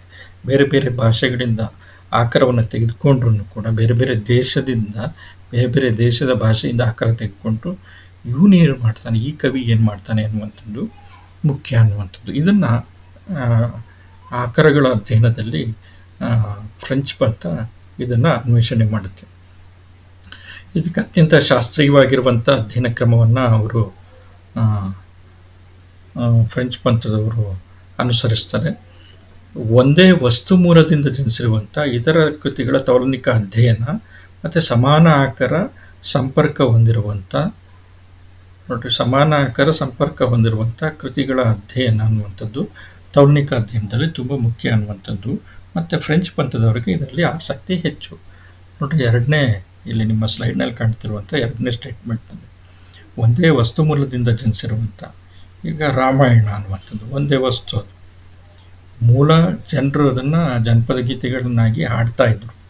ನಂತರ ವಾಲ್ಮೀಕಿ ಅದನ್ನು ಲಿಖಿತಗೊಳಿಸಿದ್ರು. ಯಾವಾಗ ವಾಲ್ಮೀಕಿ ಅದನ್ನು ಲಿಖಿತಗೊಳಿಸಿದ್ರು, ನಂತರ ಅದು ಒಂದು ಮೂಲ ವಸ್ತು ಆಯಿತು. ಆ ವಸ್ತು ಮೂಲದಿಂದ ಏನಾಯಿತು ಅಂತಂದರೆ, ಇಡೀ ಜಗತ್ತಿನಾದ್ಯಂತ ಬೇರೆ ಬೇರೆ ಕಡೆ ಬೇರೆ ಬೇರೆ ಥರದ ರಾಮಾಯಣಗಳು ಬಂದವು. ಚಿತ್ರಪಟ ರಾಮಾಯಣ ಬಂತು, ಆಮೇಲೆ ಕಂಬರಾಮಾಯಣ ಅಂತಂದ್ಬಿಟ್ಟು ತಮಿಳಿನಲ್ಲಿ ಬಂತು, ಇದು ರಾಮಚರಿತ ಮಾನಸ ಅಂತಂದ್ಬಿಟ್ಟು ಹಿಂದಿನಲ್ಲಿ ಬಂತು, ಆಮೇಲೆ ತೊರವೆ ರಾಮಾಯಣ ಅಂತಂದ್ಬಿಟ್ಟು ಕನ್ನಡದಲ್ಲಿ ಬಂತು, ಆಮೇಲೆ ರಾಮಚಂದ್ರ ಚರಿತ ಪುರಾಣ ಅಂತಂದ್ಬಿಟ್ಟು ನಾಗಚಂದ್ರ ಬರೆದಿರುವಂಥ ಜೈನ ಸಂಪ್ರದಾಯದ ರಾಮಾಯಣ ಬಂತು, ದಶರಥ ಜಾತಕ ಅನ್ನುವಂಥ ಒಂದು ಜಾತಕ ಕತೆ ಬೌದ್ಧ ಸಂಪ್ರದಾಯದಲ್ಲಿ ಬಂತು. ಸೊ ಹೀಗೆ ಬೇರೆ ಬೇರೆ ಥರ ರಾಮಾಶ್ವಮೇಧ ಅನ್ನುವಂಥ ಗದ್ಯ ಕೃತಿ, ಅದು ಮುದ್ದಣ ಬರೆದಿರುವಂಥದ್ದು. ಸೊ ಅದು ವಾಲ್ಮೀಕಿಯ ಕಾವ್ಯದಿಂದ, ಕಾವ್ಯ ವಸ್ತುವಿನಿಂದ ತೆಗೆದುಕೊಂಡಿರುವಂಥದ್ದು. ಸಮಾನ ವಸ್ತು ಮೂಲ ರಾಮಾಯಣ ಅನ್ನುವಂಥದ್ದು ವಸ್ತು, ಆ ವಸ್ತು ಮೂಲದಿಂದ ಜನಿಸಿರುವಂಥ ಇತರ ಕೃತಿಗಳ ತೌಲನಿಕ ಅಧ್ಯಯನ, ಸಮಾನ ಆಕಾರ ಸಂಪರ್ಕ ಹೊಂದಿರುವಂಥ, ಸಮಾನ ಆಕಾರ, ಒಂದೇ ಆಕಾರ, ಒಂದೇ ಆಕಾರದ ಮೂಲ ವಾಲ್ಮೀಕಿ ರಾಮಾಯಣದಿಂದ ತೆಗೆದುಕೊಂಡಿರುವಂಥದ್ದು. ಈ ಸಮಾನ ಆಕಾರದ ಸಂಪರ್ಕ ಹೊಂದಿರುವಂಥ ಕೃತಿಗಳ ಅಧ್ಯಯನ ಇದೆಯಲ್ಲ, ಇದು ಮುಖ್ಯ. ನೋಡಿ, ಆಕಾರ ಅನ್ನುವಂಥದ್ದು ಫ್ರೆಂಚ್ ಪಂಥದವರ ತುಂಬ ಮುಖ್ಯವಾಗಿರುವಂಥ ಒಂದು ಅಧ್ಯಯನದಲ್ಲಿರುವಂಥ ಅವರ ಶಿಸ್ತು ಏನು ಅಂತಂತಂದ್ರೆ ಆಕಾರ ಶೋಧ ಅನ್ನುವಂಥದ್ದು. ಈ ಆಕಾರವನ್ನು ಹುಡುಕುವಂಥದ್ದು ತುಂಬ ಮುಖ್ಯ ಅಂತಂದ್ಬಿಟ್ಟು. ಸೊ ಈ ರೀತಿ ಆ ಸಮಾನ ಕೃತಿಗಳು ಯಾವ ಆಕಾರದಿಂದ ಜನಿಸಿದವೆ ಅನ್ನುವಂಥದ್ದನ್ನು ತುಂಬ ಮುಖ್ಯವಾಗಿ ತೆಗೆದುಕೊಳ್ತಾರೆ. ನಂತರ ಇನ್ನೊಂದು ಅಂಶ ಏನು ಅಂತಂತಂದರೆ, ಇವರಿಗೆ ಆ್ಯಕ್ಚುಲಿ ಫ್ರೆಂಚ್ ಪಂಥದವರು ಪ್ರತಿಪಾದನೆ ಮಾಡುವಂಥದ್ದು ಕೃತಿ ಮತ್ತು ವಸ್ತು ಮುಖ್ಯ ಅಂತಂತ ಅನಿಸಿದ್ರೂ ಕೂಡ, ಕೃತಿ ಮತ್ತು ಕೃತಿಕರ್ತೃಗಳ ನಡುವೆ ಸಂಪರ್ಕ ಇಲ್ಲದೇನೆ ಅದರ ಸಮಾನತೆ ಸಾಹಿತ್ಯ ಕೃತಿಗಳಲ್ಲಿ ಗೋಚರಿಸಿರುವಂಥ ಕಾರಣದಿಂದ ಅವುಗಳ ಬಗ್ಗೆ ಅವರು ಹೆಚ್ಚು ಮಾತಾಡೋದಿಲ್ಲ ಅಂತಂದ್ಬಿಟ್ಟು. ಕೃತಿ ಮತ್ತು ವಸ್ತು ಮುಖ್ಯ ಅಂತಂತ ಅನಿಸಿದ್ರು ಕೂಡ ಆ ಕೃತಿ ಮತ್ತು ಕೃತಿಕರ್ತೃಗಳ ನಡುವೆ ಸಂಪರ್ಕ ಇಲ್ಲದೇ ಇದ್ದರೆ, ಅವ್ರು ಹೇಳ್ತಾ ಇರುವಂಥದ್ದು. ಕೃತಿ ಮತ್ತು ಕೃತಿಕರ್ತೃಗಳ ನಡುವೆ ಸಂಬಂಧ ಇಲ್ಲದೆ ಇದ್ರೆ, ಈಗ ಎರಡು ಕೃತಿಗಳು ಅಥವಾ ಇಬ್ಬರು ಕೃತಿಕರ್ತೃಗಳು, ಆ ಕೃತಿಕರ್ತೃಗಳು ಅಂದರೆ ಲೇಖಕರ ನಡುವೆ ಸಂಪರ್ಕ ಇಲ್ಲ ಅಂತಂತಂದರೆ, ಆಗ ಆ ಸಂಪರ್ಕ ಇಲ್ಲ ಅಂತಂತಂದ್ರೆ ಏನಾಗತ್ತೆ ಅಂತಂತಂದರೆ ಒಂದು ಮೂಲ ಅನ್ನುವಂಥದ್ದು ಸಿಗೋಲ್ಲ, ಅಥವಾ ಅವರ ಇಬ್ಬರ ನಡುವೆ ನೇರವಾಗಿರುವಂಥ ಸಂಪರ್ಕ ಇರಬೇಕು ಅನ್ನುವಂಥದ್ದು ಫ್ರೆಂಚ್ ಪಂಥದ ಪ್ರತಿಪಾದನೆ. ಆ ಫ್ರೆಂಚ್ ಪಂಥದ ಪ್ರತಿಪಾದನೆ ಇಲ್ಲಿ ಸಾಕಾರಗೊಳ್ಳೋದಿಲ್ಲ. ಹಾಗಾಗಿ ನೇರ ಸಂಪರ್ಕ ಇಲ್ಲ ಅಂತಂದರೆ, ಈವನ್ ಕೃತಿಗಳ ನಡುವೆ ನೇರ ಸಂಪರ್ಕ ಇಲ್ಲ ಅಂತಂದರೆ, ಅಂಥ ಅಧ್ಯಯನದಲ್ಲಿ ಫ್ರೆಂಚ್ ಪಂಥದವರಿಗೆ ಆಸಕ್ತಿ ಅನ್ನುವಂಥದ್ದು ಇರೋದಿಲ್ಲ. ಸೊ ಈವನ್ ಹಾಗಾಗಿ ಆ ಕೃತಿಗಳ ಸಮಾನತೆ ಮತ್ತು ಸಾಹಿತ್ಯಗಳಲ್ಲಿ ಅಂದರೆ ಆ ಕೃತಿ ವಸ್ತು ಮುಖ್ಯ ಅಂತಂತ ಅನಿಸಿದ್ರು ಕೂಡ ಅದರ ಸಮಾನತೆ ಸಾಹಿತ್ಯಗಳಲ್ಲಿ ಗೋಚರಿಸುವಂಥ ಕಾರಣದಿಂದ, ಅಂದರೆ ಸಮಾನತೆ ಅನ್ನುವಂಥದ್ದಿದ್ರೂ ಕೂಡ ಅದ್ರ ಬಗ್ಗೆ ಹೆಚ್ಚು ಮಾತಾಡೋಕ್ಕೆ ಹೋಗಲ್ಲ. ಯಾಕಂತಂದರೆ ನೇರವಾಗಿರುವಂಥ ಸಂಪರ್ಕ ಇರೋದಿಲ್ಲ. ಅಂದರೆ ಸಮಾನವಾಗಿರುವಂಥ ಅಂಶಗಳಿರ್ಬೋದು, ಆದರೆ ನೇರ ಸಂಪರ್ಕನೂ ಕೂಡ ಮುಖ್ಯ. ಇದು ಮೊದಲ ಅರ್ಹತೆ, ನೇರವಾಗಿರುವಂಥ ಸಂಪರ್ಕ ಇರಬೇಕು ಅಂತಂದ್ಬಿಟ್ಟು. ನೇರ ಸಂಪರ್ಕ ಇಲ್ಲ ಅಂತಂತಂದರೆ ಏನಾಗುತ್ತೆ ಅಂತಂದರೆ ಅದು ಅಧ್ಯಯನದ ವಸ್ತು ಅಲ್ಲ ಅಂತಂದ್ಬಿಟ್ಟು ಫ್ರೆಂಚ್ ಪಂಥದವರ ತಿಳುವಳಿಕೆ. ಇದು ಸೀಮಿತವಾಗಿರುವಂಥ ಚೌಕಟ್ಟನ್ನು ಹೊಂದಿರುವಂಥ ತಿಳುವಳಿಕೆ ಅಂತಂತ ಮೇಲ್ನೋಟಕ್ಕೇ ಅನಿಸುತ್ತೆ. ಆದರೆ ಫ್ರೆಂಚ್ ಪಂಥದವರ ತಿಳುವಳಿಕೆ ಆಗಿನ ಸಂದರ್ಭದಲ್ಲಿ ಅದಾಗಿತ್ತು. ಈಗ ಅವರು ಪರಿವರ್ತಿತರಾಗಿದ್ದಾರೆ. ನಂತರ ನೆಕ್ಸ್ಟ್ ನಿಮ್ಮ ಮೂರನೇ ಇದು ಸ್ಟೇಟ್ಮೆಂಟ್ ಸ್ಲೈಡ್ನಲ್ಲಿ, ದೇಶೋಲ್ಲಂಘನೆಗೊಂಡಂಥ ಸಾಹಿತ್ಯ ಚಳುವಳಿಗಳ ಅಧ್ಯಯನದಲ್ಲಿ ಫ್ರೆಂಚ್ ಪಂಥದವರಿಗೆ ಆಸಕ್ತಿ ಅಷ್ಟೇನಿಲ್ಲ. ದೇಶೋಲ್ಲಂಘನೆಗೊಂಡಂಥ ಚಳುವಳಿಗಳು ನಾವು ಅಂದರೆ ಸಾಹಿತ್ಯ ಚಳುವಳಿಗಳು, ಈಗ ಇದು ನವೋದಯ ಸಾಹಿತ್ಯ ಚಳುವಳಿ, ಪ್ರಗತಿಶೀಲ ಚಳುವಳಿ, ನವ್ಯ ಚಳುವಳಿ, ದಲಿತ ಬಂಡಾಯ ಸಾಹಿತ್ಯ ಚಳುವಳಿ, ಹಿಂಗೆ ನಾವು ಕರಿತೀವಿ. ಕೆಲವು ಚಳುವಳಿಗಳ ಲೆಕ್ಕಕ್ಕೆ ಬರೋದಿಲ್ಲ, ಆದರೂ ನಾವು ಹಂಗೆ ಕರ್ಕೊಳ್ತಾ ಬಂದಿದ್ದೀವಿ. ದೇಶೋಲ್ಲಂಘನೆಗೊಂಡಂಥ ಸಾಹಿತ್ಯ ಚಳುವಳಿ, ಫಾರ್ ಎಕ್ಸಾಂಪಲ್, ಈಗ ದೇಶೋಲ್ಲಂಘನೆಗೊಂಡಂಥ ಸಾಹಿತ್ಯ ಚಳುವಳಿ ಅಂತಂತಂದರೆ, ಈಗ ಯುರೋಪಿನ ರೊಮ್ಯಾಂಟಿಸಿಸಮ್ಗೆ ಸಂವಾದಿಯಾಗಿರುವಂಥದ್ದು ಕನ್ನಡದಲ್ಲಿ ನವೋದಯ ಸಾಹಿತ್ಯ. ಆದರೆ ಕೆಲವರು ವಾದ ಮಾಡುವಂಥದ್ದು ಏನು ಅಂತಂತಂದರೆ, ಈ ನವೋದಯ ಸಾಹಿತ್ಯ ರೊಮ್ಯಾಂಟಿಸಿಸಮ್ ಅನ್ನುವಂಥ ಸಾಹಿತ್ಯಿಕ ಚಳುವಳಿಯ ನೇರವಾಗಿರುವಂಥ ಕಾಪಿ ಅಂತಂತ ಹೇಳ್ತಾರೆ. ಅದು ಈವನ್ ಪ್ರಗತಿಶೀಲಕ್ಕೂ ಹೇಳ್ತಾರೆ, ನವ್ಯತೆಗೂ ಕೂಡ ಹೇಳ್ತಾರೆ. ದಲಿತ ಬಂಡಾಯಕ್ಕೆ ಅದು ತುಂಬ ಅಪ್ಲೈ ಆಗೋದಿಲ್ಲ, ಆ ಥರ ಹೇಳ್ತಾರೆ. ನೇರವಾಗಿರುವಂಥ ಅದನ್ನು ಹಂಗೆ ಕಡ ತಗೊಬಂದಿದ್ದಾರೆ ಅಂತಂದ್ಬಿಟ್ಟು, ಅದನ್ನು ಹಿಂಗೇನೆ ತಂದಿದ್ದಾರೆ ಅಂತಂದ್ಬಿಟ್ಟು, ಆದರೆ ಅದು ನಿಜ ಏನಲ್ಲ. ಆದರೆ ಈ ಫ್ರೆಂಚ್ ಪಂಥದವ್ರು ಏನು ಮಾಡ್ತಾರೆ ಅಂತಂದರೆ, ರೊಮ್ಯಾಂಟಿಸಿಸಮ್ ಅನ್ನುವಂಥದ್ದು ಯುರೋಪ್ ಖಂಡದಲ್ಲಿರುವಂಥ ಒಂದು ಸಾಹಿತ್ಯಿಕ ಚಳುವಳಿ, ಕನ್ನಡದಲ್ಲಿ ನವೋದಯ ಸಾಹಿತ್ಯ ಚಳುವಳಿ ಅನ್ನುವಂಥದ್ದು ರೂಪುಗೊಳ್ತು. ಆದರೆ ರೊಮ್ಯಾಂಟಿಸಿಸಮ್ ಅನ್ನುವಂಥ ಸಾಹಿತ್ಯ ಚಳುವಳಿ ಅನ್ನುವಂಥದ್ದು ಅದಕ್ಕೆ ಒಂದು ಹಂತದಲ್ಲಿ ಪ್ರೇರಣೆ ಆಗಿರ್ಬೋದು, ಪ್ರಭಾವ ಬೀರಿರ್ಬೋದು, ಆದರೆ ಅದರಿಂದನೇ ನವೋದಯ ಸಾಹಿತ್ಯ ಚಳುವಳಿ ರೂಪುಗೊಂಡಿದೆ ಅನ್ನುವಂಥದ್ದು ಅಪ್ಪಟ ಸುಳ್ಳು. ಸೊ ಹಾಗಾಗಿ ಏನಂತಂತಂದರೆ ಇದು ವಿವರಣೆಗೋಸ್ಕರ ಹೇಳಿರುವಂಥದ್ದು. ಆದರೆ ದೇಶೋಲ್ಲಂಘನೆಗೊಂಡಂಥ ಅಂದರೆ ರೊಮ್ಯಾಂಟಿಸಿಸಮ್ ಅನ್ನ ಅಂಶಗಳು ನವೋದಯ ಸಾಹಿತ್ಯದಲ್ಲೂ ಕೂಡ ಇದೆ. ಸೊ ಹಾಗಾಗಿ ಅಲ್ಲಿ ಈಗ ಪ್ರಭಾವಗಳಿಗೆ ಸಂಬಂಧಪಟ್ಟಂಗೆ ಅಥವಾ ಸಮಾನ ವಸ್ತುವಿಗೆ ಸಂಬಂಧಪಟ್ಟಂಗೆ, ಸಮಾನ ಅಂಶಗಳಿಗೆ ಸಂಬಂಧಪಟ್ಟಂಗೆ ಅಧ್ಯಯನ ನಡೆಸೋದಕ್ಕೆ ಸಾಧ್ಯತೆ ಇದೆ. ಆದರೆ ಆ ರೊಮ್ಯಾಂಟಿಸಿಸಮ್ನ ಸಾಹಿತ್ಯ ಚಳುವಳಿ, ಇಲ್ಲಿ ನವೋದಯ ಸಾಹಿತ್ಯ ಚಳುವಳಿ ಇದೆ. ನವೋದಯ ಸಾಹಿತ್ಯ ಚಳುವಳಿ ಬೇರೆ ದೇಶಕ್ಕೆ ಸಂಬಂಧಪಟ್ಟಿರುವಂಥ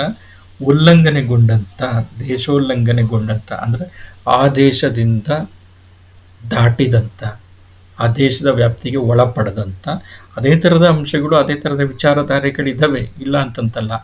ಆದರೆ ಬೇರೆ ದೇಶದಲ್ಲಿ ಇರುವಂಥದ್ದು, ದೇಶದ ಉಲ್ಲಂಘನೆಗೊಂಡಿರುವಂಥ ಸಾಹಿತ್ಯ ಚಳುವಳಿ, ಅಲ್ಲಿನ ಕೆಲವು ಅಂಶಗಳನ್ನ ತೆಗೆದುಕೊಂಡಿರಬಹುದು.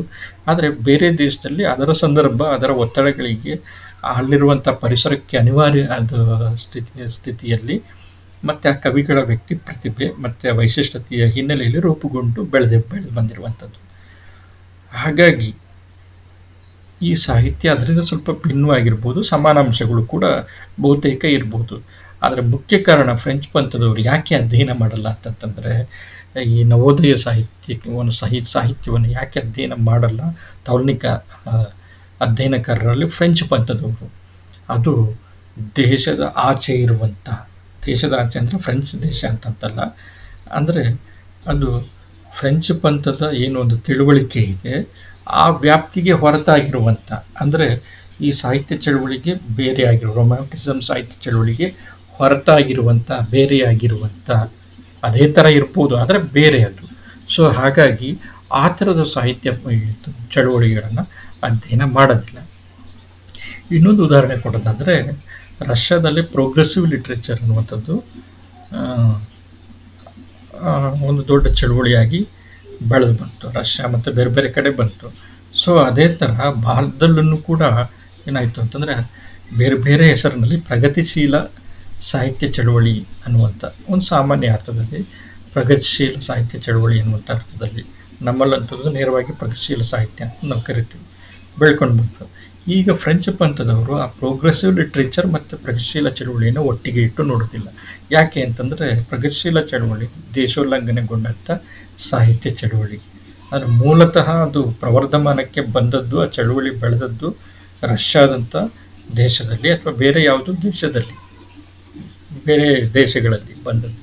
ಆದರೆ ಇಲ್ಲಿ ರೂಪುಗೊಂಡಂಥ ಪ್ರಗತಿಶೀಲ ಸಾಹಿತ್ಯ ಸಮಾನವಾಗಿರುವಂಥ ವಸ್ತುಗಳನ್ನು, ಸಮಾನವಾಗಿರುವಂಥ ಆಶಯಗಳನ್ನು, ಸಮಾನವಾಗಿರುವಂಥ ಅಂಶಗಳನ್ನು ಸ್ವೀಕರಿಸಿದ್ರೂ ಕೂಡ ಅದನ್ನು ಪರಿಗಣಿಸಲ್ಲ.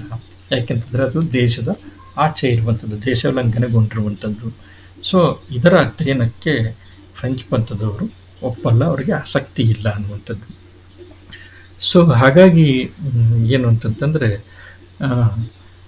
ಕೃತಿಯನ್ನು ಮತ್ತೊಂದು ಕೃತಿ ಜೊತೆ ಹೋಲಿಸ್ಬೇಕಾದ್ರೆ ಸಾಮ್ಯ, ಸನ್ನಿವೇಶ, ವಸ್ತುವಿಗೆ ಪ್ರಾಮುಖ್ಯತೆ ಕೊಡಬೇಕು ಅನ್ನುವಂಥದ್ದು ಒಪ್ತಾರೆ. ಆದರೆ ಅದು ದೇಶೋಲ್ಲಂಘನೆಗೊಂಡಿರಬಾರ್ದು. ಬದಲಾಗಿ ಕೃತಿಯ ರೂಪ ಅಥವಾ ಪ್ರಕಾರಕ್ಕೆ ಬೆಲೆ ಕೊಡೋದಕ್ಕೆ ಆಗಲ್ಲ ಅವ್ರು ಹೇಳೋದು. ನೋಡ್ರಿ, ಇನ್ನೊಂದು ಅಂಶ ಹೇಳ್ತಿದ್ದಾರೆ. ಸಾಮ್ಯ, ಸನ್ನಿವೇಶ ಮತ್ತು ಕೃತಿಯ ನಡುವಿರುವಂಥ ಹೋಲಿಕೆ, ಕೃತಿಯ ನಡುವಿನ ಸಾಮಾನ್ಯ ಸನ್ನಿವೇಶಗಳು, ಕೃತಿಯ ವಸ್ತುಗಳು, ಇವು ಇದನ್ನು ಪರಿಗಣಿಸಬೇಕು ಸಾಹಿತ್ಯದ ಅಧ್ಯಯನದಲ್ಲಿ. ಬದಲಾಗಿ ಕೃತಿಯ ರೂಪ ಅಥವಾ ಪ್ರಕಾರಕ್ಕೆ, ಗದ್ಯದಲ್ಲಿದೆಯೋ, ಪದ್ಯದಲ್ಲಿದೆಯೋ, ಮತ್ತೊಂದು ಛಂದಸ್ನಲ್ಲಿದೆಯೋ, ಇನ್ನೊಂದು ಛಂದಸ್ನಲ್ಲಿದೆಯೋ, ಅಥವಾ ಗದ್ಯ ಪದ್ಯದಲ್ಲಿದೆಯೋ, ಇವೆಲ್ಲ ತುಂಬ ಮುಖ್ಯ ಆಗೋದಿಲ್ಲ. ಅಲ್ಲಿರುವಂತಹ ಸಮಾನತೆ ಏನಿದೆ, ಸನ್ನಿವೇಶಗಳ ಸಮಾನತೆ ಏನಿದೆ, ಮತ್ತು ವಸ್ತು ಸಮಾನತೆ ಏನಿದೆ, ಇದಕ್ಕೆ ಪ್ರಾಮುಖ್ಯತೆಯನ್ನು ಕೊಡಬೇಕು. ಜಾಗತಿಕ ಸಾಹಿತ್ಯ ಪ್ರಕಾರಗಳಲ್ಲಿ ಸಾಮ್ಯತೆ ಅನ್ನುವಂಥದ್ದು ಇರಬಹುದು, ಇರೋದು ಬಹುತೇಕ ಸಾಧ್ಯ ಇದೆ. ಆದರೆ ಅದರ ನಡುವೆ, ಆ ಸಾಮ್ಯತೆಯ ನಡುವೆ ನೇರವಾಗಿರುವಂಥ ಸಂಪರ್ಕ ಇರಬೇಕು. ಮತ್ತೆ ನೋಡ್ರಿ, ನೇರ ಸಂಪರ್ಕ ಅನ್ನುವಂಥದ್ದನ್ನು ಮತ್ತೆ ಪ್ರತಿಪಾದಿಸ್ತಾರೆ. ನೇರ ಸಂಪರ್ಕ ಇರಬೇಕು. ಆದರೆ ಈ ರೀತಿಯಾಗಿರುವಂಥ ನೇರ ಸಂಪರ್ಕ ಇರುವಂಥದ್ದು ಅತ್ಯಂತ ವಿರಳ. ಸೊ ಹಾಗಾಗಿ ಇವುಗಳ ಮಧ್ಯೆ ಏನಾಗತ್ತೆ ಅಂತಂದರೆ, ದೇಶೋಲ್ಲಂಘನೆಗೊಂಡಂಥ ಸಾಹಿತ್ಯ ಚಳವಳಿಗಳ ನಡುವೆ ಯಾಕೆ ಅಧ್ಯಯನ ಸಾಧ್ಯ ಇಲ್ಲ ಅಂತಂದರೆ, ನೇರ ಸಂಪರ್ಕ ಸಾಧ್ಯ ಇಲ್ಲ ಅವುಗಳ ನಡುವೆ. ಸೊ ಹಾಗಾಗಿ ಏನು ಅಂತಂತಂದರೆ, ಸಾಮ್ಯ, ಸನ್ನಿವೇಶ, ವಸ್ತುವಿಗೆ ಪ್ರಾಮುಖ್ಯತೆ ಕೊಡಬೇಕು, ಮತ್ತು ಅದರ ಕೃತಿಗಳ ರೂಪ ಪ್ರಕಾರಕ್ಕೆ ಬೆಲೆ ಕೊಡಬಾರದು. ಆದರೆ ನೇರವಾಗಿರುವಂಥ ಸಂಪರ್ಕ ಇರಬೇಕು. ಆದರೆ ದೇಶೋಲ್ಲಂಘನೆಗೊಂಡಂಥ ಸಾಹಿತ್ಯ ಚಳವಳಿಗಳಲ್ಲಿ ಈ ರೀತಿಯಾಗಿರುವಂಥ ನೇರ ಸಂಪರ್ಕ ಇರೋದಿಲ್ಲ. ಸೊ ಹಾಗಾಗಿ ಏನಂತಂದರೆ, ಜಾಗತಿಕ ಸಾಹಿತ್ಯ ಅಂತ ನಾವು ಒಟ್ಟಾಗಿ ಪರಿಗಣಿಸಿದ್ರು ಕೂಡ ರೊಮ್ಯಾಂಟಿಸಿಸಮ್, ನವೋದಯ ಸಾಹಿತ್ಯವನ್ನು ನೇರ ಸಂಪರ್ಕದ ಕೊರತೆಯ ಕಾರಣ ಅಭ್ಯಾಸ ಮಾಡೋಕ್ಕಾಗಲ್ಲ. ಮಾಡರ್ನಿಸಮನ್ನು ಮತ್ತು ನವ್ಯತೆಯನ್ನು ನೇರ ಸಂಪರ್ಕದ ಕೊರತೆಯಿಂದ ಅಭ್ಯಾಸ ಮಾಡೋದಕ್ಕಾಗೋದಿಲ್ಲ. ಯಾಕಂದರೆ ನಿಖರವಾಗಿರುವಂಥ, ದಾಖಲೆ ಆಧಾರಿತವಾಗಿರುವಂಥ ವಿಶ್ಲೇಷಣೆ ಅನ್ನುವಂಥದ್ದು ಅಲ್ಲಿ ಸಾಧ್ಯ ಆಗಲ್ಲ ಅನ್ನುವಂಥದ್ದು ಫ್ರೆಂಚ್ ಪಂಥದವರ ನಿಲುವು. ಮತ್ತು ಇನ್ನೊಂದು ಅಂಶ, ಇದು ನೇರವಾಗಿ ಹೆನ್ರಿ ಎಚ್ ರೆಮಾರ್ಕ್ ಅನ್ನುವಂಥವ್ರು ತೌಲನಿಕ ಅಧ್ಯಯನದ ವ್ಯಾಖ್ಯೆ ಬಗ್ಗೆ ಕೊನೆಯ ವ್ಯಾಖ್ಯೆ ನಾನು ಹೇಳಿದ್ದೆ. ಅಂದರೆ ತೌಲನಿಕ ಅಧ್ಯಯನ ಅನ್ನುವಂಥದ್ದು ಆ್ಯಕ್ಚುಲಿ ಪ್ರಾವರ್ ಏನು ಹೇಳ್ತಾನೆ ಅಂತಂದರೆ, ಸೃಜನೇತರ ಕೃತಿಗಳು, ಅಂದರೆ ತತ್ವಶಾಸ್ತ್ರ ಅಥವಾ ಕಾವ್ಯಮೀಮಾಂಸಾ ಕೃತಿಗಳನ್ನು ಕೂಡ ತೌಲನಿಕ ಅಧ್ಯಯನ ಒಳಗೊಳ್ಳಬೇಕು ಅಂತ ಅದರ ವ್ಯಾಪ್ತಿಯನ್ನು ವಿಸ್ತರಿಸ್ತಾರೆ. ಸೊ ಅದ್ರ ಜೊತೆಗೆ ನಂತರ ಬಂದಂಥ ಹೆನ್ರಿ ಎಚ್ ರೆಮಾರ್ಕ್ ಅಂತಂತಂದ್ರೆ ತೌಲನಿಕ ಕಲೆಗಳು ಕೂಡ ಸೇರ್ಕೋಬೇಕು ಅಂತಂತ ಹೇಳ್ತಾರೆ. ಅಂದರೆ ಕಲೆಗಳು, ಸಮಾಜಶಾಸ್ತ್ರ, ತತ್ವಶಾಸ್ತ್ರ, ಮನೋವಿಜ್ಞಾನ, ವಿಜ್ಞಾನ, ರಾಜಕೀಯ ವಿಜ್ಞಾನ ಇವೆಲ್ಲನೂ ಕೂಡ ಸೇರ್ಕೊಳ್ಬೇಕು. ಸಂಗೀತ, ಚಲನಚಿತ್ರ ಇವೆಲ್ಲನೂ ಕೂಡ ಸೇರಿಕೊಂಡು ತೌಲನಿಕ ಅಧ್ಯಯನದ ವ್ಯಾಪ್ತಿ ವಿಸ್ತಾರ ಆಗಬೇಕು ಅಂತ. ಆದರೆ ತೌಲನಿಕ ಕಲೆಗಳ ಬಗ್ಗೆ ಇವೆಲ್ಲದರ ಬಗ್ಗೆ ಫ್ರೆಂಚ್ ಪಂಥದವರು ಹೆಚ್ಚಿಗೆ ಮಾತಾಡೋದಿಲ್ಲ. ಅದ್ರ ಬಗ್ಗೆ ಆಸಕ್ತಿ ಅವರಿಗೆ ಕಡಿಮೆ. ಸಾಮಾನ್ಯವಾಗಿ ಇವನ್ನೆಲ್ಲ ಏನು ಮಾಡ್ತಾರೆ ಅಂತಂತಂದರೆ, ಅಂದರೆ ತತ್ವಶಾಸ್ತ್ರ ಇರಲಿ, ಅದು ಇದು ಮನೋವಿಜ್ಞಾನ ಇರಲಿ, ಅಥವಾ ಕಾವ್ಯಮೀಮಾಂಸೆ ಇರಲಿ, ಅಥವಾ ಬೇರೆ ಬೇರೆ ಸಮಾಜಶಾಸ್ತ್ರ ಇರಲಿ, ಬೇರೆ ಬೇರೆ ಅಧ್ಯಯನ ಶಿಸ್ತುಗಳಿರಲಿ, ಅವನ್ನೆಲ್ಲನೂ ಕೂಡ ಫ್ರೆಂಚ್ ಪಂಥದವ್ರು ಏನು ಮಾಡ್ತಾರೆ ಅಂತಂದರೆ ಸಾಮಾನ್ಯ ಸಾಹಿತ್ಯದ ವರ್ಗದಲ್ಲೇ ಸೇರಿಸ್ತಾರೆ. ಸಾಮಾನ್ಯ ಸಾಹಿತ್ಯ ಅನ್ನುವಂಥದ್ದನ್ನು ಕೂಡ ಮುಂದಿನ ಭಾಗದಲ್ಲಿ ಅಭ್ಯಾಸ ನಾವು ಮಾಡ್ತೀವಿ, ಅವಾಗ ಅದ್ರ ಬಗ್ಗೆ ನಾನು ಹೇಳ್ತೀನಿ. ಸಾಮಾನ್ಯ ಸಾಹಿತ್ಯದ ವರ್ಗದಲ್ಲಿ ಸೇರಿಸ್ತಾರೆ ಇದನ್ನೆಲ್ಲನೂ ಕೂಡ. ಅಂದರೆ ತೌಲನಿಕ ಕಲೆಗಳು, ಈ ಎಲ್ಲ ಪಟ್ಟಿ ಮಾಡಿದಲ್ಲ ಆ ತೌಲನಿಕ ಕಲೆಗಳು, ಅಂದರೆ ಅದು ಚಲನಚಿತ್ರ ಇರಲಿ, ಮಾಧ್ಯಮಗಳಿರಲಿ, ಮಾಧ್ಯಮಗಳ ಅಧ್ಯಯನ, ತೌಲನಿಕ ಅಧ್ಯಯನ, ಸಾಹಿತ್ಯ ಮತ್ತು ಮಾಧ್ಯಮಗಳ ತೌಲನಿಕ ಅಧ್ಯಯನ, ಚಲನಚಿತ್ರ ಮತ್ತು ಸಾಹಿತ್ಯಗಳ ತೌಲನಿಕ ಅಧ್ಯಯನ, ಮನೋವಿಜ್ಞಾನ, ವಿಜ್ಞಾನ, ಸಮಾಜಶಾಸ್ತ್ರ, ತತ್ವಶಾಸ್ತ್ರ, ಆಮೇಲೆ ಕಾವ್ಯಮೀಮಾಂಸೆ, ಈ ಥರದ್ದು ಇವೆಲ್ಲನೂ ಕೂಡ ಇದಾವಲ್ಲ, ಪ್ರದರ್ಶಕ ಕಲೆಗಳು, ನಾಟಕಗಳು, ಇವೆಲ್ಲನೂ ಕೂಡ ತೌಲನಿಕ ಕಲೆಗಳು, ತೌಲನಿಕ ಅಧ್ಯಯನ ಶಿಸ್ತಿಗೆ ಸಂಬಂಧಪಡುತ್ತೆ. ಸೊ ಇವನ್ನ ಏನು ಮಾಡ್ತಾರೆ ಅಂತಂತಂದರೆ ಫ್ರೆಂಚ್ ಅಧ್ಯಯನಕಾರರು ಸಾಮಾನ್ಯ ಸಾಹಿತ್ಯದ ಕ್ಯಾಟಗರಿಗೆ ಸೇರಿಸ್ತಾರೆ, ಅದರ ಒಂದು ವಿಭಾಗಕ್ಕೆ ಸೇರಿಸ್ತಾರೆ. ತೌಲನಿಕ ಸಾಹಿತ್ಯದ ಅಧ್ಯಯನದ ವರ್ಗಕ್ಕೆ ಅದನ್ನು ಸೇರಿಸಲ್ಲ. ಯಾಕೆಂದರೆ ಅವರಿಗೆ ಅದರ ಬಗ್ಗೆ ಆಸಕ್ತಿ ಅಷ್ಟಕ್ಕಷ್ಟೇ, ಹೆಚ್ಚು ಮಹತ್ವ ಕೊಡೋದಿಲ್ಲ. ಸೊ ಇವರೇನು ಮಾಡ್ತಾರೆ ಅಂತಂತಂದರೆ ತೌಲನಿಕ ಸಾಹಿತ್ಯದ ಅಧ್ಯಯನವನ್ನು ಸೃಜನಶೀಲ ಕೃತಿಗಳಿಗೆ ಮಾತ್ರ ಅವರು ಸೀಮಿತಗೊಳಿಸ್ಕೊಳ್ತಾರೆ. ಸೃಜನಶೀಲ ಕೃತಿ ಅಂದರೆ ಕವಿಯಾಗಿರುವಂಥವನು ಕೃತಿಯನ್ನು ರಚಿಸಿರಬೇಕು, ಬದಲಾಗಿ ಶಾಸ್ತ್ರಜ್ಞ ಅಲ್ಲ. ಶಾಸ್ತ್ರಜ್ಞ ಬರೆದ್ರೆ ಏನಾಗುತ್ತೆ ಅಂತಂತಂದರೆ ಅದು ಒಂದು ವಿಚಾರ ಸಾಹಿತ್ಯ ಆಗುತ್ತೆ, ಅಥವಾ ಒಂದು ಶಾಸ್ತ್ರ ಆಗುತ್ತೆ, ಸಮಾಜಶಾಸ್ತ್ರನೋ ರಾಜ್ಯಶಾಸ್ತ್ರನೋ ಮತ್ತೊಂದು ಇನ್ನೇನೋ ಆಗುತ್ತೆ. ಸೊ ಹಾಗಾಗಿ ಇಂಥ ಕೃತಿಗಳನ್ನು ಅವರು ಮಾನ್ಯತೆ ಕೊಡೋದಿಲ್ಲ. ಸೃಜನಶೀಲ ಕೃತಿಗಳನ್ನು ಯಾವುದನ್ನು ಕ್ರಿಯೇಟಿವ್ ಲಿಟ್ರೇಚರ್ ಅಂತಂತ ಕರಿತೀವಿ, ಸೃಜನಶೀಲ ಕೃತಿಗಳು ಅಂತಂತ ಕರಿತೀವಿ, ಅವನ್ನ ಅವರು ಅಧ್ಯಯನಕ್ಕೆ ಒಳಪಡಿಸ್ತಾರೆ. ಅದರ ಬಗ್ಗೆ ಅವ್ರಿಗೆ ಫ್ರೆಂಚ್ ಪಂಥದವರಿಗೆ ಆಸಕ್ತಿ ಹೆಚ್ಚು. ಸೊ ಒಟ್ಟಾರೆಯಾಗಿ ಇವರು ಫ್ರೆಂಚ್ ಪಂಥದವ್ರ ಬಗ್ಗೆ ಒಟ್ಟಾರೆಯಾಗಿ ಒಂದು ಆಗಿರುವಂಥ ಮಾತುಗಳನ್ನು ಹೇಳಬೇಕು ಅಂತಂದರೆ, ತಮ್ಮ ಅಧ್ಯಯನ ಕ್ರಮಗಳಲ್ಲಿ ಈ ಫ್ರೆಂಚ್ ಪಂಥದವರು ತುಂಬ ಸೀಮಿತವಾಗಿರುವಂಥ ಅಧ್ಯಯನದ ವ್ಯಾಪ್ತಿಯನ್ನು ಇವರು ತಮ್ಮ ಅಧ್ಯಯನ ಕ್ರಮದಲ್ಲಿ ಇಟ್ಕೊಳ್ತಾರೆ. ತುಂಬ ಸೀಮಿತವಾಗಿರುವಂಥ ಇದು ಅಧ್ಯಯನ ಅನ್ನುವಂಥದ್ದು. ಸ್ವೀಕಾರಗಳ ಅಧ್ಯಯನ ಇರ್ಬೋದು, ಮೂಲಗಳ ಅಧ್ಯಯನ ಇರ್ಬೋದು, ಆಕಾರ ಶೋಧಗಳ ಅಧ್ಯಯನ ಇರ್ಬೋದು. ತುಂಬ ನಿಖರವಾಗಿರುವಂಥ ಕೃತಿಗಳನ್ನು ಅಭ್ಯಾಸ ಮಾಡಿಬಿಡ್ಬೇಕಾದ್ರೆ ತುಂಬ ನಿಖರವಾಗಿರುವಂಥ ದಾಖಲೆಗಳ ಸಮರ್ಪಕವಾಗಿರುವಂಥ ದಾಖಲೆಗಳಿರಬೇಕು, ಮತ್ತು ಬಹುಭಾಷೆಗಳ ವಿದ್ವತ್ತಿರಬೇಕು.